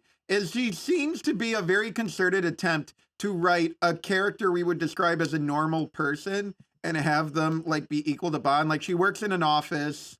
She like has issues with the coffee, and then suddenly she gets thrust into this like James Bond. Yeah, she's like a more assertive Kara from Living Daylights. Yeah, basically, like, you know, Kara's a little bit more passive, but Natalia has like all those like fun lines. The "Stop it! You like boys with toys." Stop it, both of you! You like boys with toys. I will say, and I'll get into this more later, I will say maybe her one flaw for me is she's so competent, self-assured, and her own person, and in such a different world from James Bond. She can reload a gun really well. She can load a gun real well. I don't know if I buy that her and James Bond would ever be attracted to each other, besides the fact that they're both very physically attractive. Do you ever buy it in any of these movies? Oh, I bought it in Octopussy. Do you buy that anyone actually wants? I mean, you Roger don't Moore, need a beautiful man. Would anyone want to get on that? I don't know. Wait, Jake, I don't know how much more we're going to talk about her. So I needed to tell you this. Sure. Isabella does a good job playing Natalia, but you know who was originally supposed to play the role? Okay, who? I don't know. Your Woody favorite Allen? person? No. Jake's favorite person, Paulina Poroskova. Oh my God! Really? She was supposed to be Natalia. Oh my God! The most annoying person on Instagram was going. Who is this? Instagram. So me and Jake, do you want to? Well, it's your grudge. Well, it's my grudge basically. When Did you just Troy complain about this woman online or something? No, not even. No, it's so at Troy and I's previous job, we had to do a bunch of website videos about like current celebrity news. And I felt like every like week or like sometimes twice a week, I had to do a story about Paula Poroskova. And I'm like, and it was like the most nothing thing. She's just like, I posted on Instagram, look at me, I'm gray. And that was the story. And that's what every single one is. It's like, I am over 50 and I'm gray. And it wasn't like she did anything like else. This sounds it was like Roger Moore's Instagram. Yeah, no, basically that was no, but like then she would get like backlash. She's like, I've got haters telling me that I'm gray, even though she is a beautiful woman. Yeah. That's funny because that is my exact same grudge against Post Diamonds Are Forever Sean Connery. He's just like, look how bald I am. I'm rocking the bald look. Do you see how bald I am? You see how bald and old and beautiful I am? Jan's like, I hate this. Won't he ever shut up? But yeah, can we talk a little bit about the new M and Moneypenny? Okay, so now we're back at MI6 and it's modern the real MI6, the actual building. Yeah. Do we get an establishing shot though? Yeah, we get an establishing shot in this one, I think. Yeah. Oh, we do? Okay. Yeah, you show for the first time. We not only see the exterior, but it's the real building. So it's like this is real life. My God, I miss the old one. I miss M's like you door like with the pillows. the film school, the wood like, paneling, studio flats. Don't worry, Jan. Sam Mendes has heard you, and he's considering your possible points to bring that crappy office back. Oh boy. And a man M. I don't like a woman M. No, I'm just kidding. Judi Dench as M is amazing. She's Judi Dench as M is the best casting decision for a main Bond side character since Desmond Llewellyn as Q. As much as we love Bernard Lee and his drunken antics, Judi Dench is like the best M. Yeah. Do I agree with series. That? Oh, absolutely. Yeah, no. But Bernard Lee! She has presence. In this movie, she like completely strips down Bond and just goes like, you're a sexist, misogynist dinosaur, relic of the Cold War. And also, if you think I'll lose sleep over sending you to die, I won't. Because I think you're a sexist, misogynist dinosaur, a relic of the Cold War. If you think for one moment I don't have the balls to send a man out to die, your instincts are dead wrong. But then in the end, she's like, Bond, come back alive. Bond, come back alive. Yeah, that's fun. That is like the thesis statement of this movie, of just someone else telling Bond, like, you're a drunk, you're an idiot, fuck you, and Pierce Brosnan is just like drinking and smiling. He's like, again, it's Top Gun. It's Top Gun Maverick. It's like, Bond, you can't do it. Your Riz is too hot. Your woman's too bad. They'll kill you. It's similar to the Moneypenny bit where they're flirting and she says, this sort of favor could qualify as sexual harassment. And he says, what's the punishment? She says, someday you'll have to make good on your innuendos. Yeah. This sort of behavior could qualify as sexual harassment. Really? What's the penalty for that? Someday you have to make good on your innuendos. What's funny about this is like, this is one of the most fondly remembered James Bond movies of all time. But you know, if they had this exact same scene absolutely on a modern James Bond movie, everyone would be like, James Bond has gone woke. Moneypenny says sexual harassment. I know, it's just, you're going to get like a million nerdrotic videos of like emojis crying. Yeah, of Kathleen Kennedy crying. Yeah, and then you're going to get like... the critical drinker making a video going like, has James Bond become woke? What's up with Moneypenny not returning his advances? They had a playful chemistry as he sexually harassed her. Here's what I don't get about wokeness, and I've never gotten it. Oh, God. Yeah. Oh, no, he's trying to get us in the Daily Wire. We have two paths. The Daily Wire one just became a little bit more. Wait, no, let me say what I'm gonna say. I'm not drunk. I'm not drinking. I'm just being critical. All right. Here's what I don't get about this whole wokeness thing. Everyone's like, being woke. Woke is a new thing. Everyone's being woke. But 90s political correctness was the original woke. And then we had South Park as a reaction to that. And I'm like, guys, this has been around forever. What is everyone complaining about? Well, I guess the thing is because 90s political correctness was mostly from like conservative moms, and now it's from like college students. Which is weird, because I feel like GoldenEye is like the politically correct take on Bond, but it's the cheeky politically correct take on Bond. Like acknowledging. It's like the self-aware of like, we know this guy's bad and evil, but we're still gonna like portray him as a cool superhero. Yeah, but it's fun because apparently Barbara Broccoli and them, they were all debating like, well, do we want to do a black James Bond? Do we want to do a woman James Bond? But then for GoldenEye, they were like, you know what? Let's just do it. Let's just keep him the same. Let's not change him. And that's Well, yeah, GoldenEye. I don't know if that, I mean, how seriously that was even the conversation at that point. We'll discuss that later. Apparently, Gene Siskel was really pushing for Denzel to be James Bond. And Entertainment Tonight was pushing for I thought Michael you were going to say Jordan. Moneypenny. Oh, no. That would actually be kind of that'd be interesting. Michael In Jordan. either casting role. Denzel Washington plays Bond and Moneypenny. It's been pretty much established that James Bond has driving towards the bisexual road, so it'd be kind of interesting to have like a flirty like male Moneypenny. See, now we're doing the Nebula road. Yeah, now we've gone. This is the other version. You decide, audience. Do you like us woke or racist? Vote below. We will talk about Doug Walker no matter which option you choose. Guys, if you're a fan of the show, just let us know what your thoughts are on Kathleen Kennedy and current Star Wars, and we'll figure out what the show's about. God, no, don't do that. It's not too late to make a Mandalorian podcast. Can I point out how funny it is that I would feel most people would think the James Bond franchise would be more like conservative, chauvinist than the Star Wars fandom? But I actually think most male James Bond fans prefer the movies produced with the Barbara Broccoli tenure. Well, they're better. They are. I mean, that's the main. On the whole, they are better. They're better made. Yes, they're not science fact.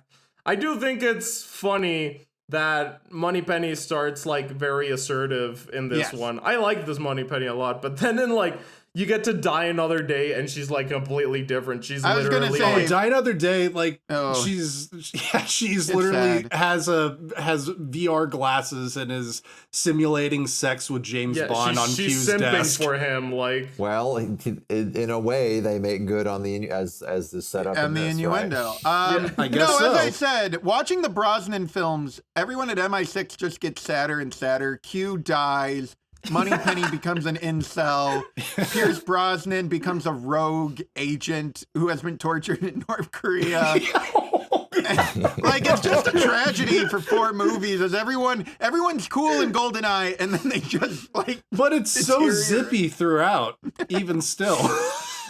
they just deteriorate. Oh, and of course we have to mention Moneypenny is played by Bond. yes, Samantha Bond. Oh. Weird coincidence. Anyway, moving on. Also, we got Jan's favorite British twink, Bill Tanner, in the house. Bill Tanner! Yeah. Good evening, 007. Tanner, what's up? My Twinkie boy. He's back, baby. And he's a different guy. He doesn't carry that much twink energy as the previous Bill Tanner. When was the last time we saw Bill Tanner? For Your Eyes Only. Oh yeah. Damn. You were meant to question Gonzalez, not let Miss Havelock perforate him. Okay, well, the last thing I wanted to say about him is she says all the things that all the politically correct whatever, sexist, misogynist, dinosaur, blah blah blah. But the other thing she adds is, you better not go on a revenge vendetta quest like that other time, because she's like, you're going to want to avenge 006. Yeah. And what a twist. Anyway. Have they not replaced 006 in the 9 years since he died? Who knows? They just get go another one? from 5 to 7. And whenever they have the meeting of all the 00 agents, there's just an empty chair, and they're like, "This is," and they have a little picture of They Sean send his Bean. jersey to the rafters. He's like the Kobe of the 00s. Yeah, no one can be a 006 anymore. Anyway, on a lighter note, we get Q. Yay! Yeah. Oh, I was gonna say, when do we want to explain what GoldenEye actually is? Oh, well, okay. They already showed that it's a big space laser. What was was it You Only Live Twice that has the big space laser? No, that's Diamonds Are Forever. It's okay. Diamonds Are Forever, but instead of a laser, it shoots an EMP that can wipe out all technological devices unless you're flying a specific helicopter that is impervious to EMPs. Which is why they steal it in the beginning so they could escape the Severnaya attack. Which now EMPs like have been used in so many movies, and I think this is the My first favorite one. use of EMP is in Small Soldiers. Oh, that there is an EMP in that one. Yeah, because that gets triggered because the main character shoves Chip Hazard into a telephone pole, and that generates an EMP and kills all the toys. Victory is ours! Have I got a shock for you? You stupid toy! Oh no. Yeah, I was just gonna say, yeah, the effects are a little more convincing in this one than Diamonds Are Forever. When the guy, the guy in China just he just tints him red and he falls over. We get some cool model shots. I mean, they kind of look a little dated to me. Well, yeah, we were just. It's fun. I like the whole destruction of the base, the planes blowing up. Okay, yeah. No, the building blowing up looks great. It's just the model shots of the satellite. I'm like, it's a little. Yeah, the satellite's a little chintzy. I mean, we're slowly progressing with these movies. Yeah, no. Well, this is. I mean, on the whole, it's still CGI. like a seismic shift from like License to Kill to this. But it's still not. It's not unrecognizable as a Bond movie. No, right? the only seismic shift is Die Another Day in Casino Royale. Yeah. Mark Campbell's clearly studied the tropes and the techniques and everything, you know. So is this the part where Bond is like looking at the wreckage of the base and Natalia has climbed out in like her cardigan and blouse and she's gonna walk? Oh, she finds the snow dogs. She finds the snow dogs in a sled and she goes all the way back to St. Petersburg. That's very cute. That's right. Okay, but Q though, he's in a leg cast and she says, "What happened, Q? Skiing?" And then his leg shoots out and explodes. Hunting. Morning, Q. Sorry about the leg. Skiing? Hunting. And then he just immediately jumps up. Now pay attention to listen. Yeah. What's great about this Q scene is that like Desmond Llewellyn has become so old that I could swear he's like looking at cue cards. Like he's just looking cue cards. Oh. Yeah, cue cards. But seriously, like sometimes he's not looking at James Bond. He's like completely looking in a different direction, like very slowly saying his lines, like reading something. But it's like he's so committed, even then. Yeah. And the jokes are so on point, like the best. Pierce Brosnan and Desmond Llewellyn, I think, have the best chemistry. Agreed. Since Connery, I think. They're not completely pissed at each other, but there's some ribbing. And the button at the end, right? It's not like, I'm comparing like Timothy Dalton in Living Daylights, where Timothy Dalton is trying to do like what Connery did with Desmond Llewellyn. It doesn't quite work, and it's a little bit better in License to Kill. Like Pierce Brosnan is just like, he's not as mean as or like bullyish as Connery, but he's still kind of like, he's like laughing like, hey Q, I'm gonna mess he's still with you. being a little cheeky asshole, but he makes Q laugh. So it's a little bit more friendly. It's a grandfatherly relationship because we don't have that with M anymore. So now the little schoolboy is now taking over Q, and I would say that works out really great for the Q dynamic. Now I'm just thinking, is there a single character in this movie that doesn't just like absolutely loathe James Bond? I think Q. Bill Tanner? Yeah, Bill Tanner even is like, oh, the boss is on my ass. Fuck her. She's a bitch. Oh, yeah, they do that whole like, I hear she's a woman. Seems your hunch was right, 007. It's too bad the evil queen of numbers wouldn't let you play it. You were saying? Yeah. And then M walks in. And then they're like, oh, she's standing right behind me, isn't she? And then you're just like, yes, queen. Yes, queen. She's go very off. Cool. Slay. And then she just puts him in his place. The energy in this Q scene is so Muppet Show. I love it. It's like Beaker's Lab. like just people are flinging themselves around, getting launched through walls. No, the silliness is back. Oh, and then Bond like picks up his footlong. That is the best scene in the movie. The button at the end. Don't touch that. It's my lunch. Do please try and return some of this equipment in pristine order. Don't touch that. It's my lunch. And apparently they made a trading card where they shot Beautiful. part of the scene where Q is actually just eating the sandwich. And James I Bond is started watching, laughing and I'm mad it's not so. there. I mean, I laugh so fucking hard every time I see this because James Bond grabs that sandwich and he looks like he's never seen a sandwich before. Well, he's trying to figure out how he can use it. Where's Yeah. the bullet where's gonna the come out gun? so I can But shoot you? He's just looking at it like, what is this? It's Is this a grenade? It's like a sub. The wordplay is so great in this sequence. The pen is mightier than the sword. I said that, 007. And like, Yeah. Oh, the 3-click pen, it explodes. 3 clicks, it disarms it. Fantastic and setup. now we are an hour into the movie. We're halfway through, and the 2 plot hours has into the just started. Yeah. Yeah, so Okay, so Bond he's got to goes meet his Russian contact. no, first we got to meet his American contact in Russia. Joe Don Baker's back, baby. And As he's Wade. not Brad Whitaker. He is now Jack Wade. Jack Wade, not to be confused with Jack Quaid. No. Which Wade Another was guy. the name of the guy who actually did the polish on the screenplay, and they wouldn't give him credit. So he named one of the characters after himself. There you go. And it's okay. Purvis and Wade will be back for many Bond adventures after this. So. Again, I think that whole scene with the American contact is delightful. Bond's just like, show me your ass with like a gun pointed at him. And I'm like, this is James Bond. And his This wife's Bond name is is scary. Muffy. Yeah. My third wife. Muffy? Muffy? Third wife.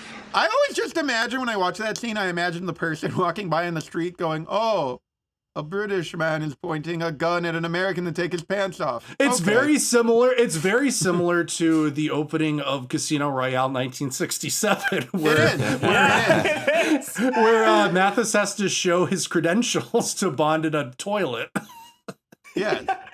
Again, The sad part is me that your Pierce ass. Brosnan's James Bond would fit the best in the 1967. But this is Casino yet Royale. another, like, so we just had like 2 scenes of older people telling James Bond, like, you're a dinosaur, man. You're so lame. And then we get another scene of this guy going like, you're so fucking lame, James Bond. And You're then so the next British. scene, yeah, You're a then the British next scene tightwad. is the Russian contact going like, you're so fucking lame, man. And Pierce Brosnan's always like, nah. Like, So right now we're getting introduced to recurring characters of the Brosnan era. We got Yes. Jack Wade, who comes back in Tomorrow Never Dies, and of course Valentin Tarkovsky, played by Robbie Coltrane. Hagrid Hagrid himself. is here.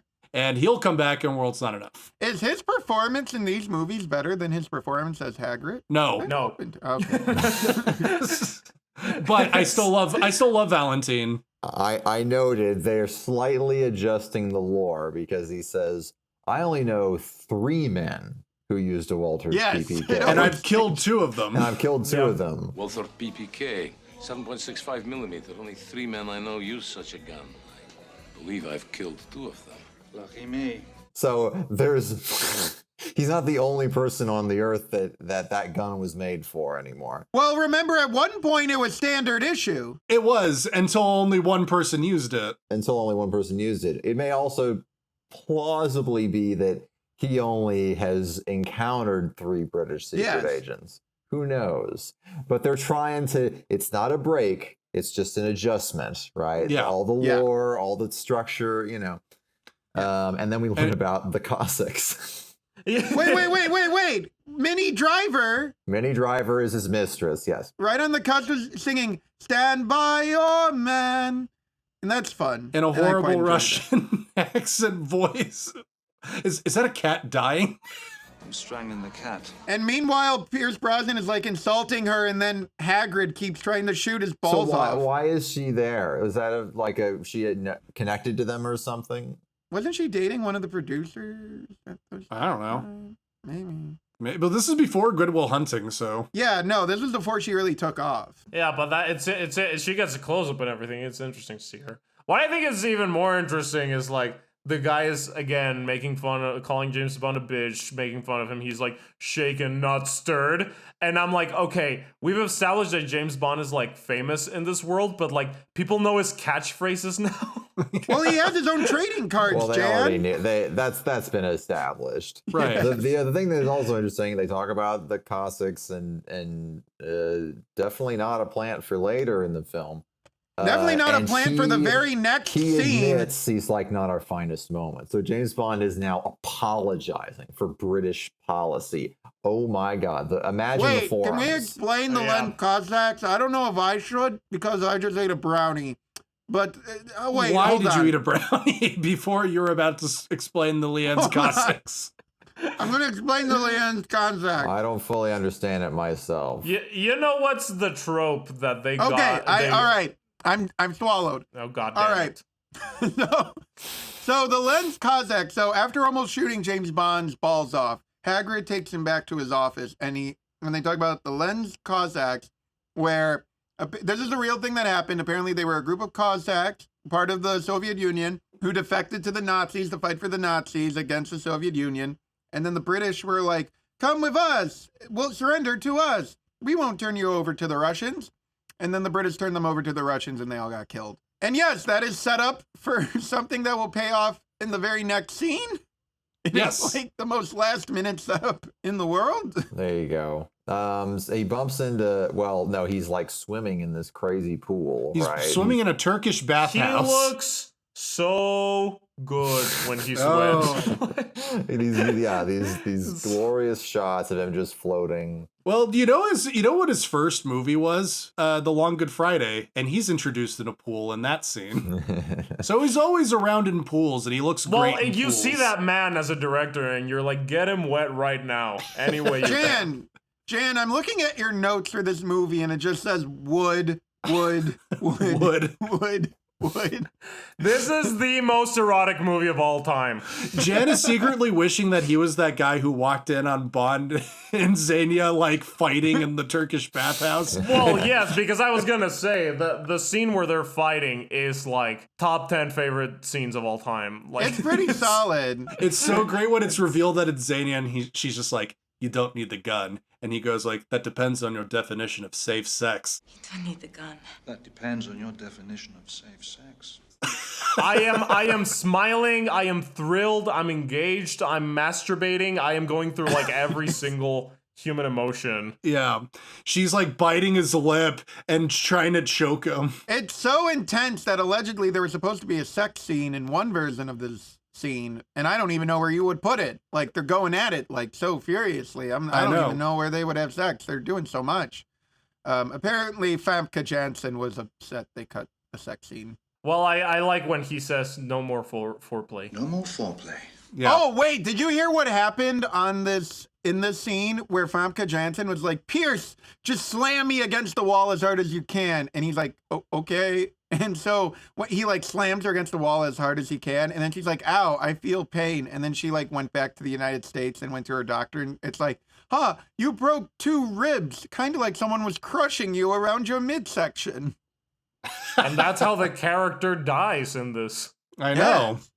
She always did enjoy a good squeeze. She always did enjoy a good squeeze. But yeah, I gotta say, the wine-liners are strong with this one. Oh, yes. They weren't so good with Dalton, but well, no, with holy Roger shit. Moore even, they were kind of getting lazy. No, he's the king. Well, we just had Egyptian builders. Egyptian builders?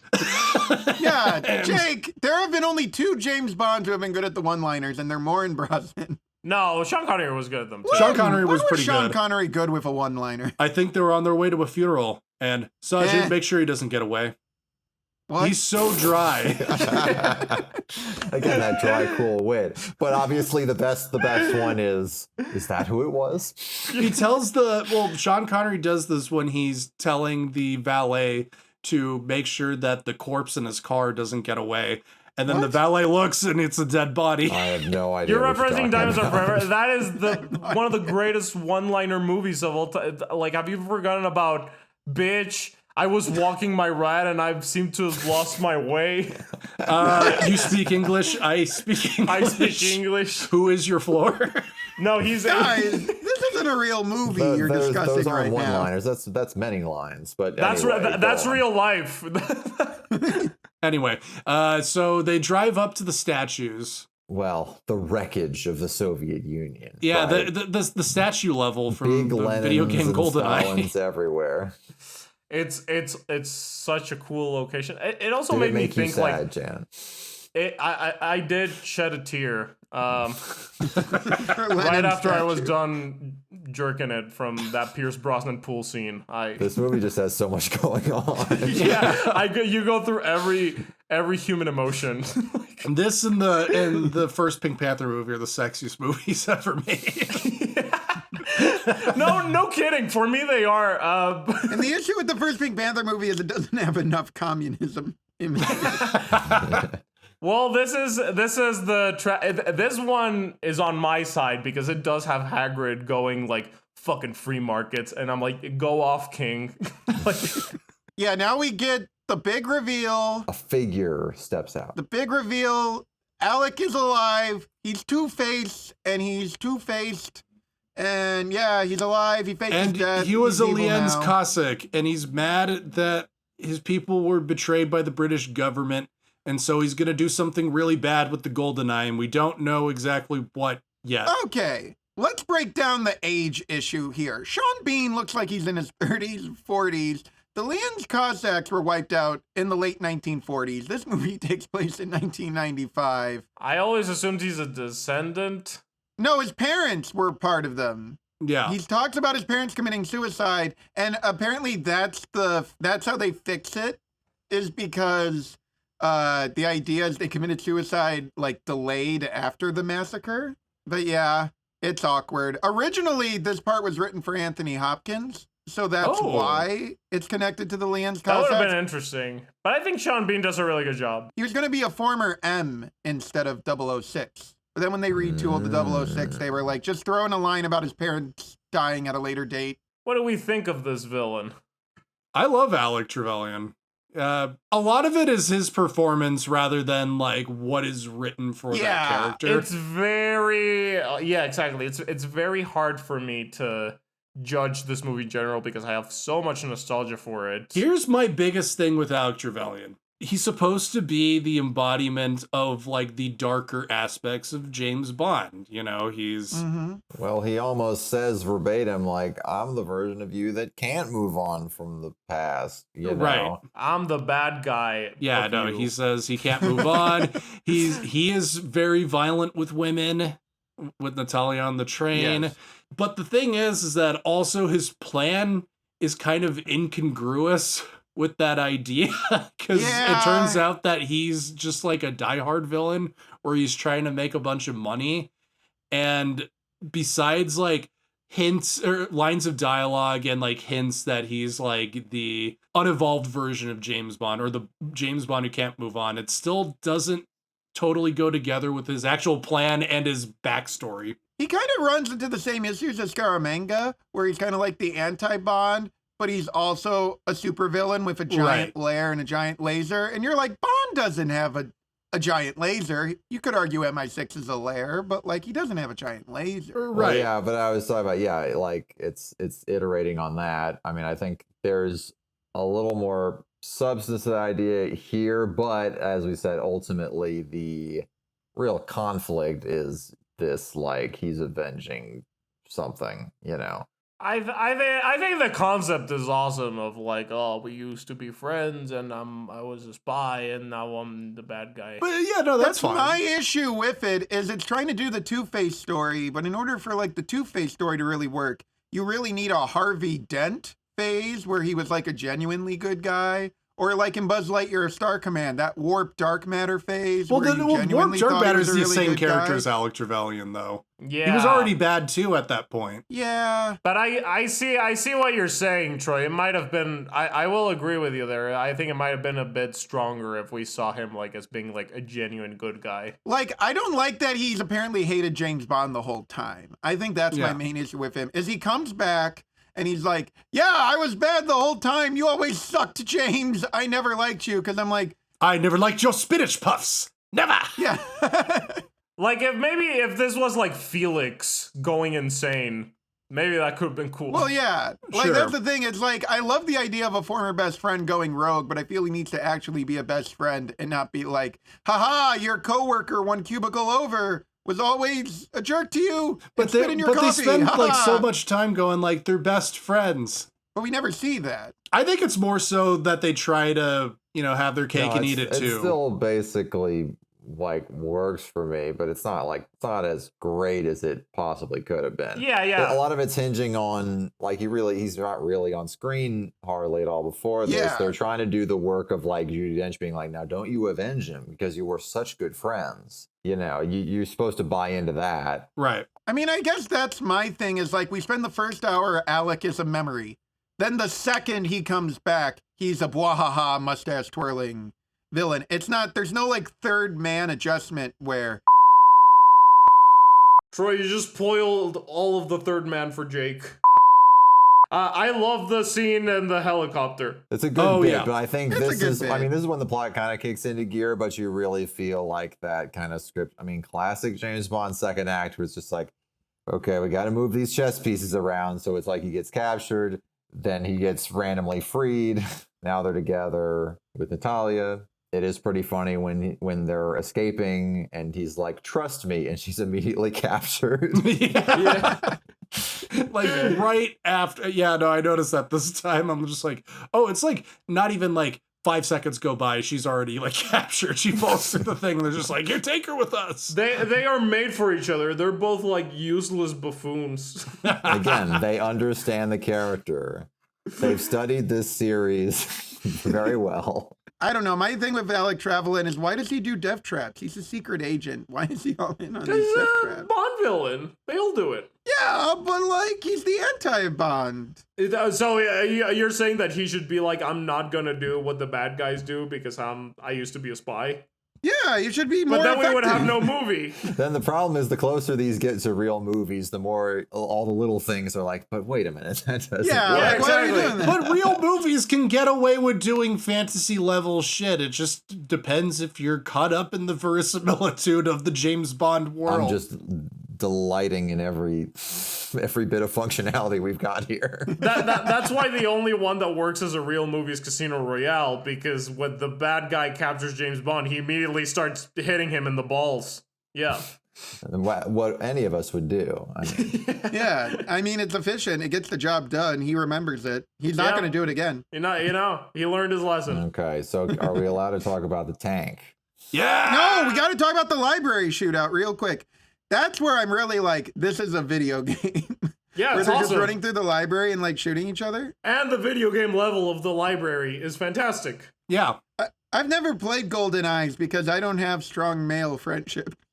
But I assume if you did, it would be pretty Troy, dope. I am inviting you to Mexico City to play GoldenEye with me. Awesome. Troy was never seen again. The classic lure. Newspaper heading. Get in the truck. Movie nerd dies in first trip to Mexico. No, I love this library shootout. I think it's super slickly directed. Yes. And then I love how it builds up to a fucking tank. Well, we're also forgetting the grappling hook belt that he uses to jump out of the window. Oh yeah, wonderful gadgets. And he's chasing after Natalia and Omarov. Yeah, We're but in the car and they're going. The tank is definitely, I feel like, one of the most memorable set pieces in any of these movies. Absolutely. It's insane the amount of destruction. Yeah, just conceptually, like Pierce Brosnan, like he looks so small in this tank, but he's wearing like a suit, so it's like, Troy is always talking about like the iconic cartoony James Bond. You don't get much more than that, like seeing like James Bond dressed in a suit with his head popping out of a tank as he's chasing a bad guy. He's got such joie de vie. He's so happy destroying Moscow in a tank. He's just plowing through St. Petersburg. The tank is drifting. It's going at car speed, which tanks don't really do, right? It's running over cars, statues. Yeah. I love when the statue lands on him and he has like wings and a guy with a sword. They're just So plowing together. I think I read, if correct me, Jake, but that basically when the tank is plowing through things, that was like constructed in England, but there was second unit footage from St. Petersburg, which would make it the first Bond movie that actually shot in Russia, right? Yeah, I think so. Yeah. But here's the funny thing. They were not allowed to shoot at Pinewood Studios for this movie. Because what movie was there instead? First Night, starring Sean Connery. Ah, shock it, Broccoli! I ruined your lives again. Was this produced by Kevin McClory too? I don't know. It was directed by one of the Zucker brothers. I think. Because of this, Eon Productions got funding from Rolls-Royce to build the Leviston Studios in England, which a bunch of movies have shot there since then, like Sleepy Hollow and fucking like all this other stuff. So Sleepy Hollow, among others. Among others, Star Wars Episode 1 was shot there. Ooh. Hey. Yeah, it was an old abandoned airplane factory, and they completely renovated it and turned it into, how big was it? I wrote down the number. It's 1.25 million square feet, and they used the entire thing for GoldenEye for this movie. Wow. And they ended up saving money rather than shooting at Pinewood Studios that way. Building a studio. Wasn't there concern about property damage in St. Petersburg? Like they had to limit their days? No, fuck that. I mean, this is basically like James Bond's dream. Like, now I'm in Russia and I can destroy it. Yeah, I mean, this is like the wet dream that James Bond himself, theoretically, and Bond fans have been dreaming of for the entire series. Absolutely. Right? This movie, but particularly this scene, is the victory lap for the Cold War. That's a weird thing in this movie. It's just like the whole question this movie poses is, how does James Bond work in a post Cold War world? And the movie's just like, he just does. Yeah, he just does. Like, it's not that different. It's just like, well, Skyfall's a little bit more blunt with like, well, there's still bad guys. So. It's pretty much like Russians are just naturally evil. Like, they still have bureaucratic meetings, and the generals are still crazy. Yeah, the regime might be gone, but some people just won't let it go. It's not that James Bond won't move on. It's that all these other people won't move on. Well, no, here's the thing. To be fair, the James Bond movies never really dealt with Russians as the bad guys until like the 80s. And even then, it was always like one bad general who's like greedy. Like you have, what's his name in Octopussy, who wants to become like Genghis Khan. And then you have Kuskov in Living Daylights, and he just wants money. Fucking Roger Moore ends his tenure by getting the Order of Lenin medal. Like, the movies are like oddly sympathetic to the Soviet Union. Gogol is one of the like fan favorite characters, and he's like the counterpoint to M for the Russians. Heck, Pushkin was going to be in this movie when Timothy Dalton was almost going to come back. They almost put Pushkin in this movie. That would have been cool. So it really is like, it's like James Bond in a tank taking out Russia after it's done.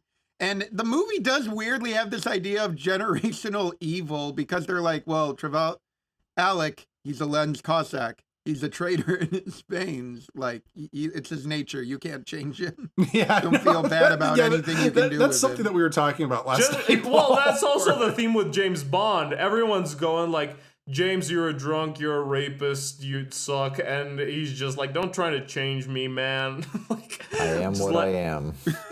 Let me be me. Wait, before we move on from the tank thing, I want to talk about the music. Not only is this scene the best use of the Monty Norman James Bond theme, possibly in the whole series, where he's in a tank and it's just... It gets my blood pumping almost as much as that pool scene. It was not supposed to be used. The guy wrote something for this that Martin Campbell hated so much that he just cut it out, and he's like, we got to put something else in here. No, it's true. So Eric Serra did the score throughout the most of the movie, except for this scene in particular. Like anything that's like truly instrumental is done by a guy named John Altman. Wow. So everyone hates the score, including the director.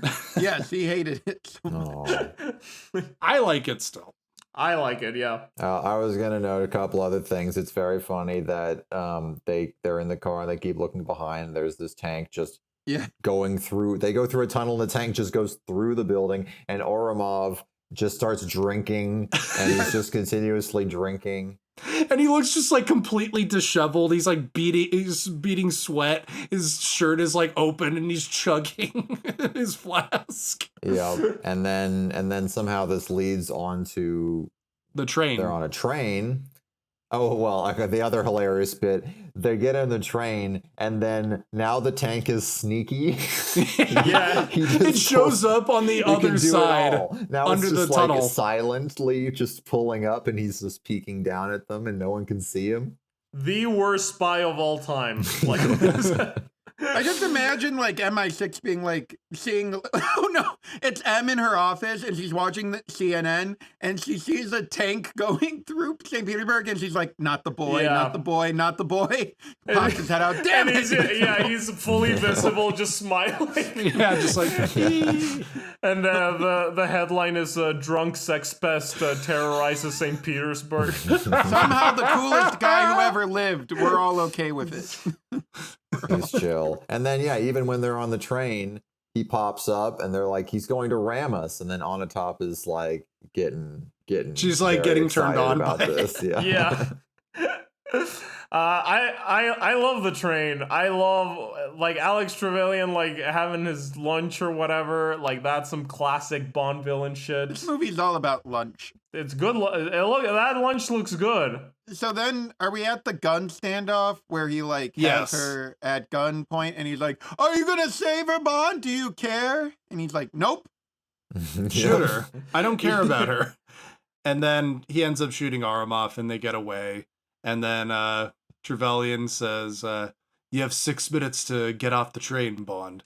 The same 6 minutes you gave me." And he starts maniacally laughing. And then Natalia's like, "What the fuck does that mean? We have 3 minutes to get the fuck out of here." I set the time as for 6 minutes. Same 6 minutes you gave me. What does that mean? We've got 3 minutes.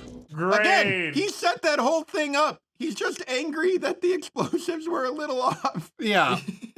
His defection was almost perfect. He's just mad that Bond improvises. Yeah. You know? Like, he doesn't stick with the plan.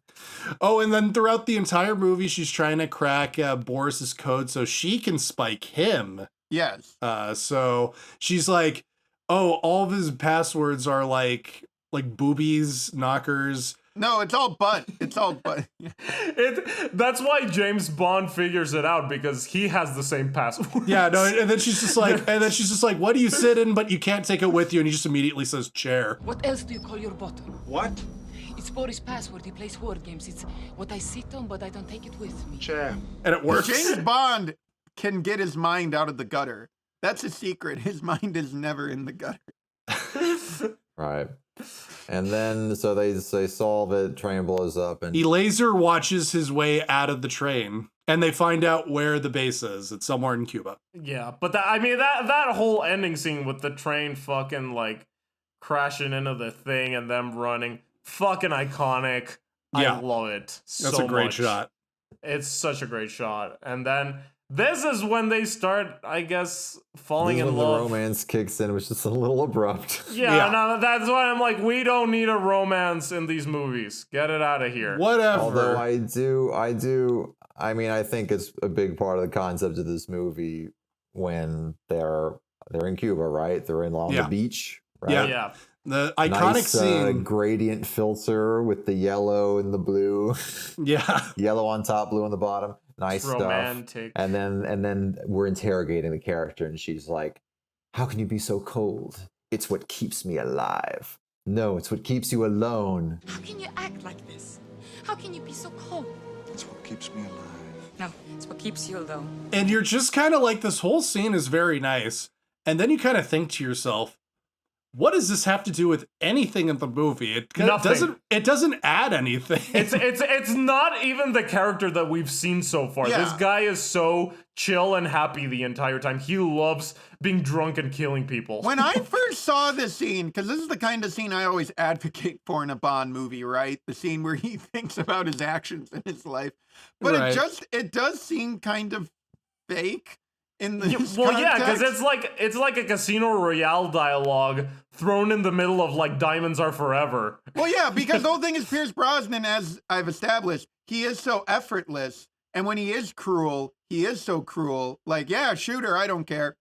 That, like, you don't believe, like, he's really feeling it. And it all looks I think like... it sort of works in its own weird way where it's like a normal person is getting with Bond. She's like, you're so messed up, you need help. And he's like, no, I'm fine. Yeah. I mean, that's the weird thing. What this scene ends up becoming is it's like a release valve for Bond to not feel bad about anything or anyone he has to do in the next 30 minutes. He's like, oh, I guess I feel bad about my life. Nah, I'll kill him and have sex with her. What the heck? I went and did my best. And my God, I really tasted something swell. This is the most just like live your truth movie, you know? Yeah. If you like being a bad spy, like constantly fucks up, just do Who that. has a drinking problem and is addicted to sex. Yeah. There's nothing wrong with you. And if people keep telling you that you suck, just go like... He's like the beach bum. Yeah. Well, and he is the beach bum in this scene. Yeah. Because he's wearing those beach clothes and he looks so fucking hot in them. The awakening continues. Both him and Isabella are like attired in like the sexiest clothes, but Martin Campbell is like, there will be no gays. We will all put the camera logically where like they're talking, right? Like it never really lingers on them in the outfit. It's just like it's a normal conversation. We're invested in the drama at this point, Troy. Of course. I mean, what's the worst that could happen if James Bond continues down this path of being a bad spy who never faces emotional accountability for his actions? Will he end up getting kidnapped by the North Koreans, tortured for 5 years, and then disavowed by his But workplace? again, I mean, we'll get that movie when we get there. Night? But he just walks that off. Yeah, no, he's fine. He's in the hospital for like a day, even though they're like, well, he's in good shape, except his liver's fucked up, and he just walks out of there. He walks into a hotel like all fucked up and tortured, and he's just like, "Give me alcohol. I'm ready to ball." I'll point it out as we go through the Brosnan films, listeners. My whole thing is I feel these 4 movies explain how one would become Raul Silva. how you like deteriorate. If only. Oh God. Yeah, I mean, he even survives the very next scene where they hit his plane. They blow up the plane that he is in. Oh my God! And fire has surrounded all of the plane. Like we see the front of the plane catch fire, and it's just not the cockpit. And he's completely unscathed. I do love that theory, Jake, that like the beach bum is like a sequel to the Brosnan Bond movies. He's just had the storied life as a secret philandering agent. Isla Fisher is Moneypenny. She dies. He can't fund his lifestyle. But yeah, this is when like they get attacked by Xenia in the jungle. Yep. She comes down and he pulls a little switcheroo, so she gets squeezed. Which doesn't make any sense to me. I'm just going to say it. I don't understand her death. Are you kidding me? She doesn't even get squeezed. Her shoulders kind of get stuck in the tree and she's just pulled back a bit. She suffocates the same way she kills people with her legs as they're fucking. She kills people by wrapping her legs around them and squeezing. I get that. She is not squeezed by the tree. Blofeld in On Her Majesty's Secret Service was more squeezed by the tree, and he was fine. So yeah, why but is she's she tied to the helicopter. The helicopter's going down, and she's being strangled because she's being squished with the weight of the helicopter going down. I hate to break it to you, but if a fucking helicopter is like pulling you with all its weight and you're like against like a tree or anything, you asphyxiate and your internal organs fucking like turn into mush. Like, but what I will say is, and something that's very disturbing to me is that even Xenia's horrifying like death is like extremely arousing to me. But let's move on. All right, let's move on. So they find that giant, well, they're like, wait, where's the lair? Where's the dish? What's going on? And then from the lake, it rises. And this is like the performance and the direction are fully in sync with this character because the dish rises Natalia is horrified. Pierce smiles. Yeah. He's just having a blast. He's like, fuck yeah, here we go. You know?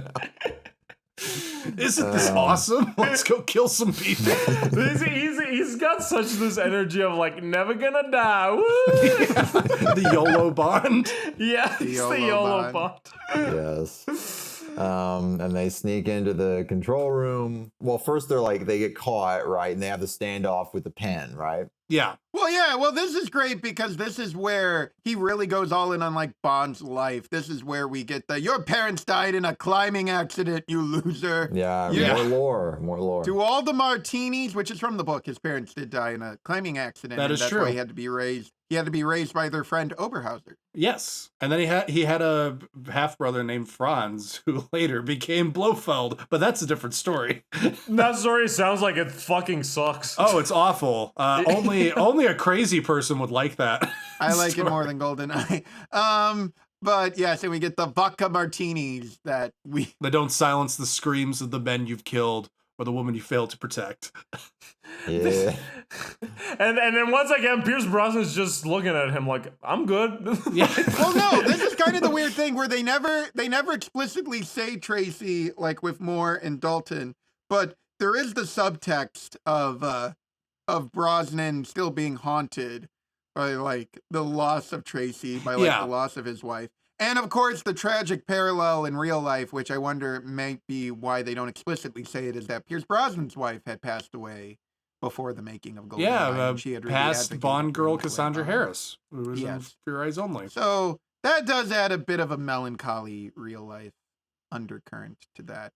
But then we get Alan Cumming with his hyperfixation on the pen, and and they keep cutting to Bond like counting how many times he presses the pen. The best use ever of an exploding object in these movies. Immaculate tension. I fucking hate in Skyfall when Ben Wish is like, "What were you expecting? An exploding pen? We don't do that baby shit anymore." And I'm like, shut the fuck up, Paddington. You. Yeah, the exploding pen is awesome. The exploding pen is probably the best payoff to a gadget in any of these movies, possibly. They definitely get the most out of a gadget. Yeah. It would have only been better if it was Q sandwich.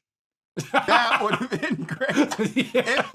If Brosnan like took a sandwich, like, aren't you going to do anything? He just grabs a sandwich and starts eating it, looking at the pen. And then he throws it at Alan Cumming and just like beats him to death with it. Condemned man get his last request. And he pulls out a comically large footlong. I will say comes out, shoots him in the face. I will say that I was, while watching this scene, Pierce Brosnan, the way he watches Alan Cumming with that pen, it perfectly captured how I feel watching Jan play with like his fidgety, twirly pen thing when we record this podcast. Well, maybe that's why it was so tense and it was so relatable. Yeah, all of a sudden, just Jan blows up. Just Jan blows up. You're like, is he gonna disconnect his mic? Anything could happen, you know. Yeah. Anyway, but it explodes. Explodes, and this disrupts Trevelyan's plan, which turns out it's a bank robbery where he blows up London and he. I like when that's kind of like the twist where it's like, what's the evil plan? And the bad guy's just like, I just want to steal a shit ton of money. Well, it's the Die Hard thing. Exactly. In the end, you're just a bank robber. Nothing more than a common thief. I am an exceptional thief, and since I'm moving up to kidnapping, you should be more polite. Well, I like it more in Die Hard because Die Hard is a better movie. Yes, well, Hans Gruber that is very like insightful of you. Hans Gruber is like a Bond villain, but he's like the most pathetic human being ever. But he sees himself as a Bond villain. Yeah, this is like he is a Bond villain, but he still has just a Die Hard thing, and it's just kind of like this movie. I mean, obviously Die Hard is better, but it does feel like, following the whole like James Bond imitating other trendy movies, this does have a lot of like a John McTiernan energy to it. A little bit, yeah. You know, just the slickness, the fast pace. I am not complaining about this at all. John McTiernan is a fantastic director. Oh yes, the roller skating movie is great. Everything is exploding. All the IT guys are exploding. Alec Cumming is typing away with a guy pointing a gun at his head, even though he's not going to leave because he's very angry that Natalia... Is Natalia messing with the code? Natalia changed the passcodes. Okay. He now it's the passcodes isn't boobies anymore.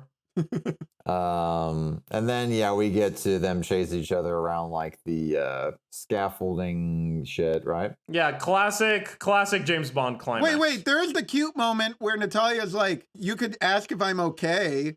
And he's she's like, I'm fine, by the way. By the way, I'm fine, thank you very much. I think she says that earlier as well. Yes, and maybe the callback. I'm fine, thank you very much. Like, it's almost the same bit where it's like, you really don't care, dude. He's like, I also know, they just like just little performance things, like the way he's just like a machine. He just in an instant like can twitch out of the way of like the bullets. Like, I love that shot of him like with the mine, and then like a bullet comes right at his head, and he just goes like, he Han Solos it. He Han Solos it. Yeah. He is a machine. You're like, this guy's just firing on all cylinders, literally. But yeah, the fucking scene in the satellite is so fucking rad. Satellite is pretty great, although it's not as good as the tank for me, and I think that is the best maybe scene. They struggled a little bit with like, which many other people struggle with, combining like location, set, miniature. And obviously, they're going hog wild on green screen in this movie, with somewhat mixed results. When they're doing the fight choreography, that's the exact same fight choreography that Bond and Red Grant did in From Russia with Love. Oh my God. They did that as a Going tribute. back to basics. Yeah. Didn't realize that. That's very cool. Yeah, they do the same like defensive punches. It's shot very differently. Some might, I don't know if I would say it's shot better.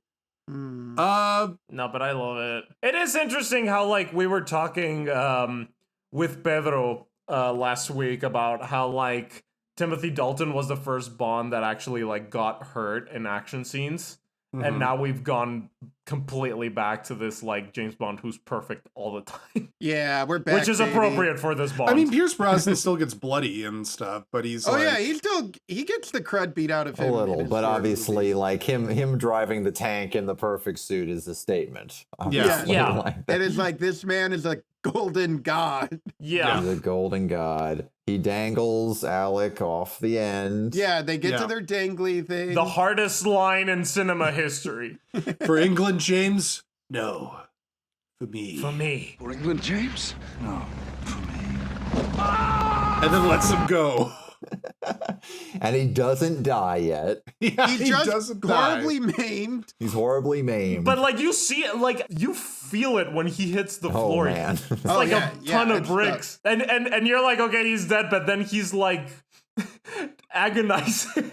He's just agonizing there. Can I say really quickly how proud I was as an Irish American to see Just our shut up, first shut up. to see our first Shut up, Irish you James cracker. Bond Come on. say for England, James, no. For me, and then come out you back to He never felt so seen. Based comrade Bond. As an Irishman kills another Irishman. Nothing makes an Irishman prouder than when an Irishman kills another Irishman. That is like the history of Ireland in a nutshell. Exactly. Yeah. But yes, this ending is basically the wind that shakes the barley. Yes, the wind that shakes the barley. Oh boy. Big explosion model, and then I am invincible. I am invincible! I thought he was gonna shatter. I thought Boris was gonna go T-1000. You know?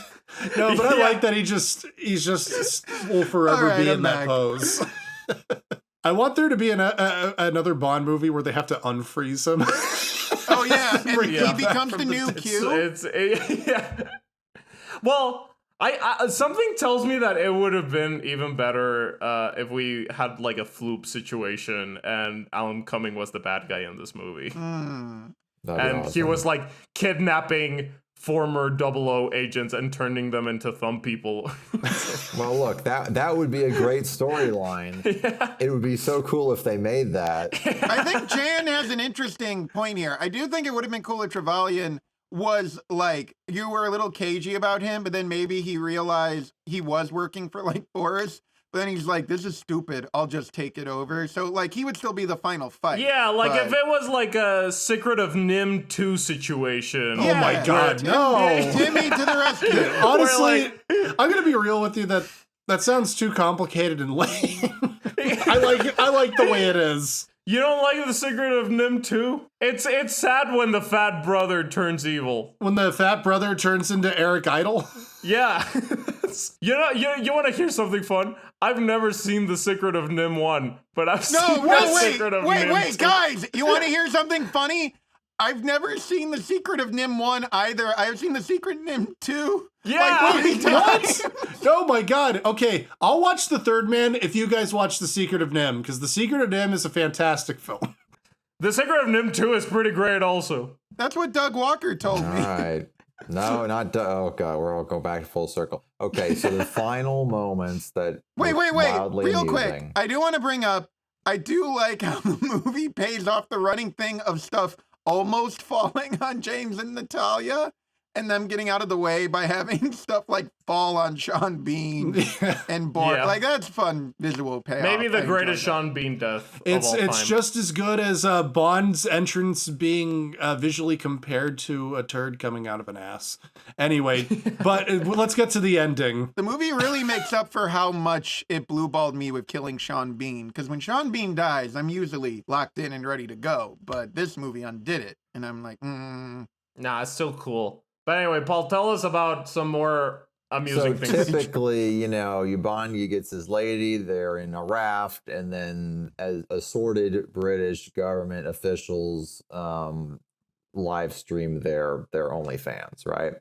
That's your standard ending. This one's just a little different. Yeah. They think they're alone. Felix rides up in his Jeep. No, I'm sorry. Not Felix Leiter, Jack It's Wade. definitely not Felix. Played by Joe Don Baker. He likes to garden. Okay. His third wife's name is Muffy. Okay. Yes.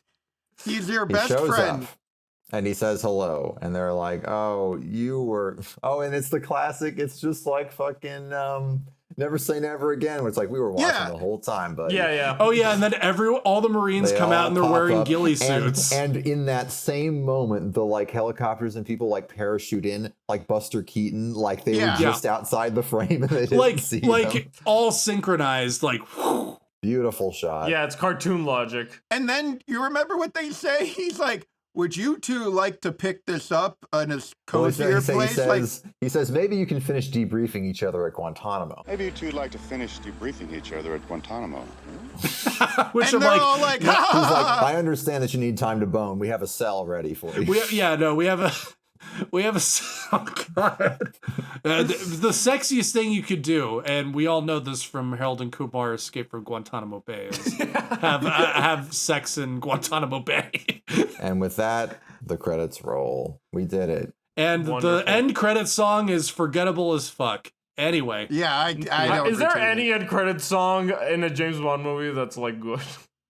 Yes, Tomorrow Never Dies. Yes. Katie Lang has a great Surrender. end credit song. I don't remember it. We'll get to it next week. Yeah. All right, you guys, final thoughts. Troy, would you Please. like to take us off? Well, is Jan going first? I was going to say, I'm still lost in the image of Sean Bean as Cillian Murphy at the end of The Wind Shakes the Barley, where he's up against the wall, and Pierce Brosnan is like crying as he's like giving the order to fire. For England. We can't spoil more movies, so I haven't seen it. It's a great How Yeah, dare yeah. you spoil The Secret of Nim 2 and The Wind That Shakes the Barley? And The Third Man, the three greatest films of all time. Before you give your rating, what the fuck do we rate facial-wise with Pierce Brosnan? He's perfect. The chin, the squint, the hair. The hair? Whatever it's gonna be, wait, it's no, we 10 out of could do 10. the hair because it's different in this. Actually, it's kind of the same in Yeah. in the next three. But here it's longer and he's got a little more of a pompadour, in the front. They He has a little intentionally bit kept of a him the Remington mullet. steel. Yeah. Fine. We should just do the Roger Moore mole again. How's Roger Moore's mole doing? How is the memory of the mole staying with you? Yeah. There you go. Troy, would you like to begin? Wait, what am I rating? Well, the hair's a 10 out of 10. I think this is the best his hair will look. It's always going to be a 10 out of 10. During his it will not. The tenure. This is the best his hair's ever looked in the tenure. He's a great looking guy. I'm deeply angry that he was not in Robin Hood, Prince of Thieves, and that they got Kevin Costner. This hair belongs in Robin Hood, Prince of Thieves, but at least he did the Robin Hood, Prince of Thieves behind the scenes. So at least we have that. The hair is pretty great. The movie. This is a tough one. I don't know. Like, I find it a little overrated. I know I'm in the minority on this. It does a lot of things really well, and it has a lot of surface pleasures. I do think in some ways, even including Die Another Day, I think this does some of the least interesting things with the Bond character for the Brosnan tenure. It does a good job of reestablishing him, but I don't know if it really, like, brings him into an interesting place. It's very surface level. Like, the fact that we're saying, like, does the romance even need to be there when the romance is usually essential to how the plot works in these things suggests that's kind of vestigial. I think Alec Trevelyan could have been executed a little better. It's a little messy. I'm not great on the first hour of build-up and the second hour of it just being the same thing happening over and over again. But what does happen is very well executed. It's a lot of fun. It zips. I love Xenia Onatopp. Pierce Brosnan was born to play James Bond. So it's hard for me to get too mad at it. I think it just falls south of being good, but I still would say it's an above average. It's a fun time. It's a fine entry in the series. And the good news is that the Brosnan era is only, in my book, the Brosnan era is only going to get better from here. I get why people like this video game-esque movie.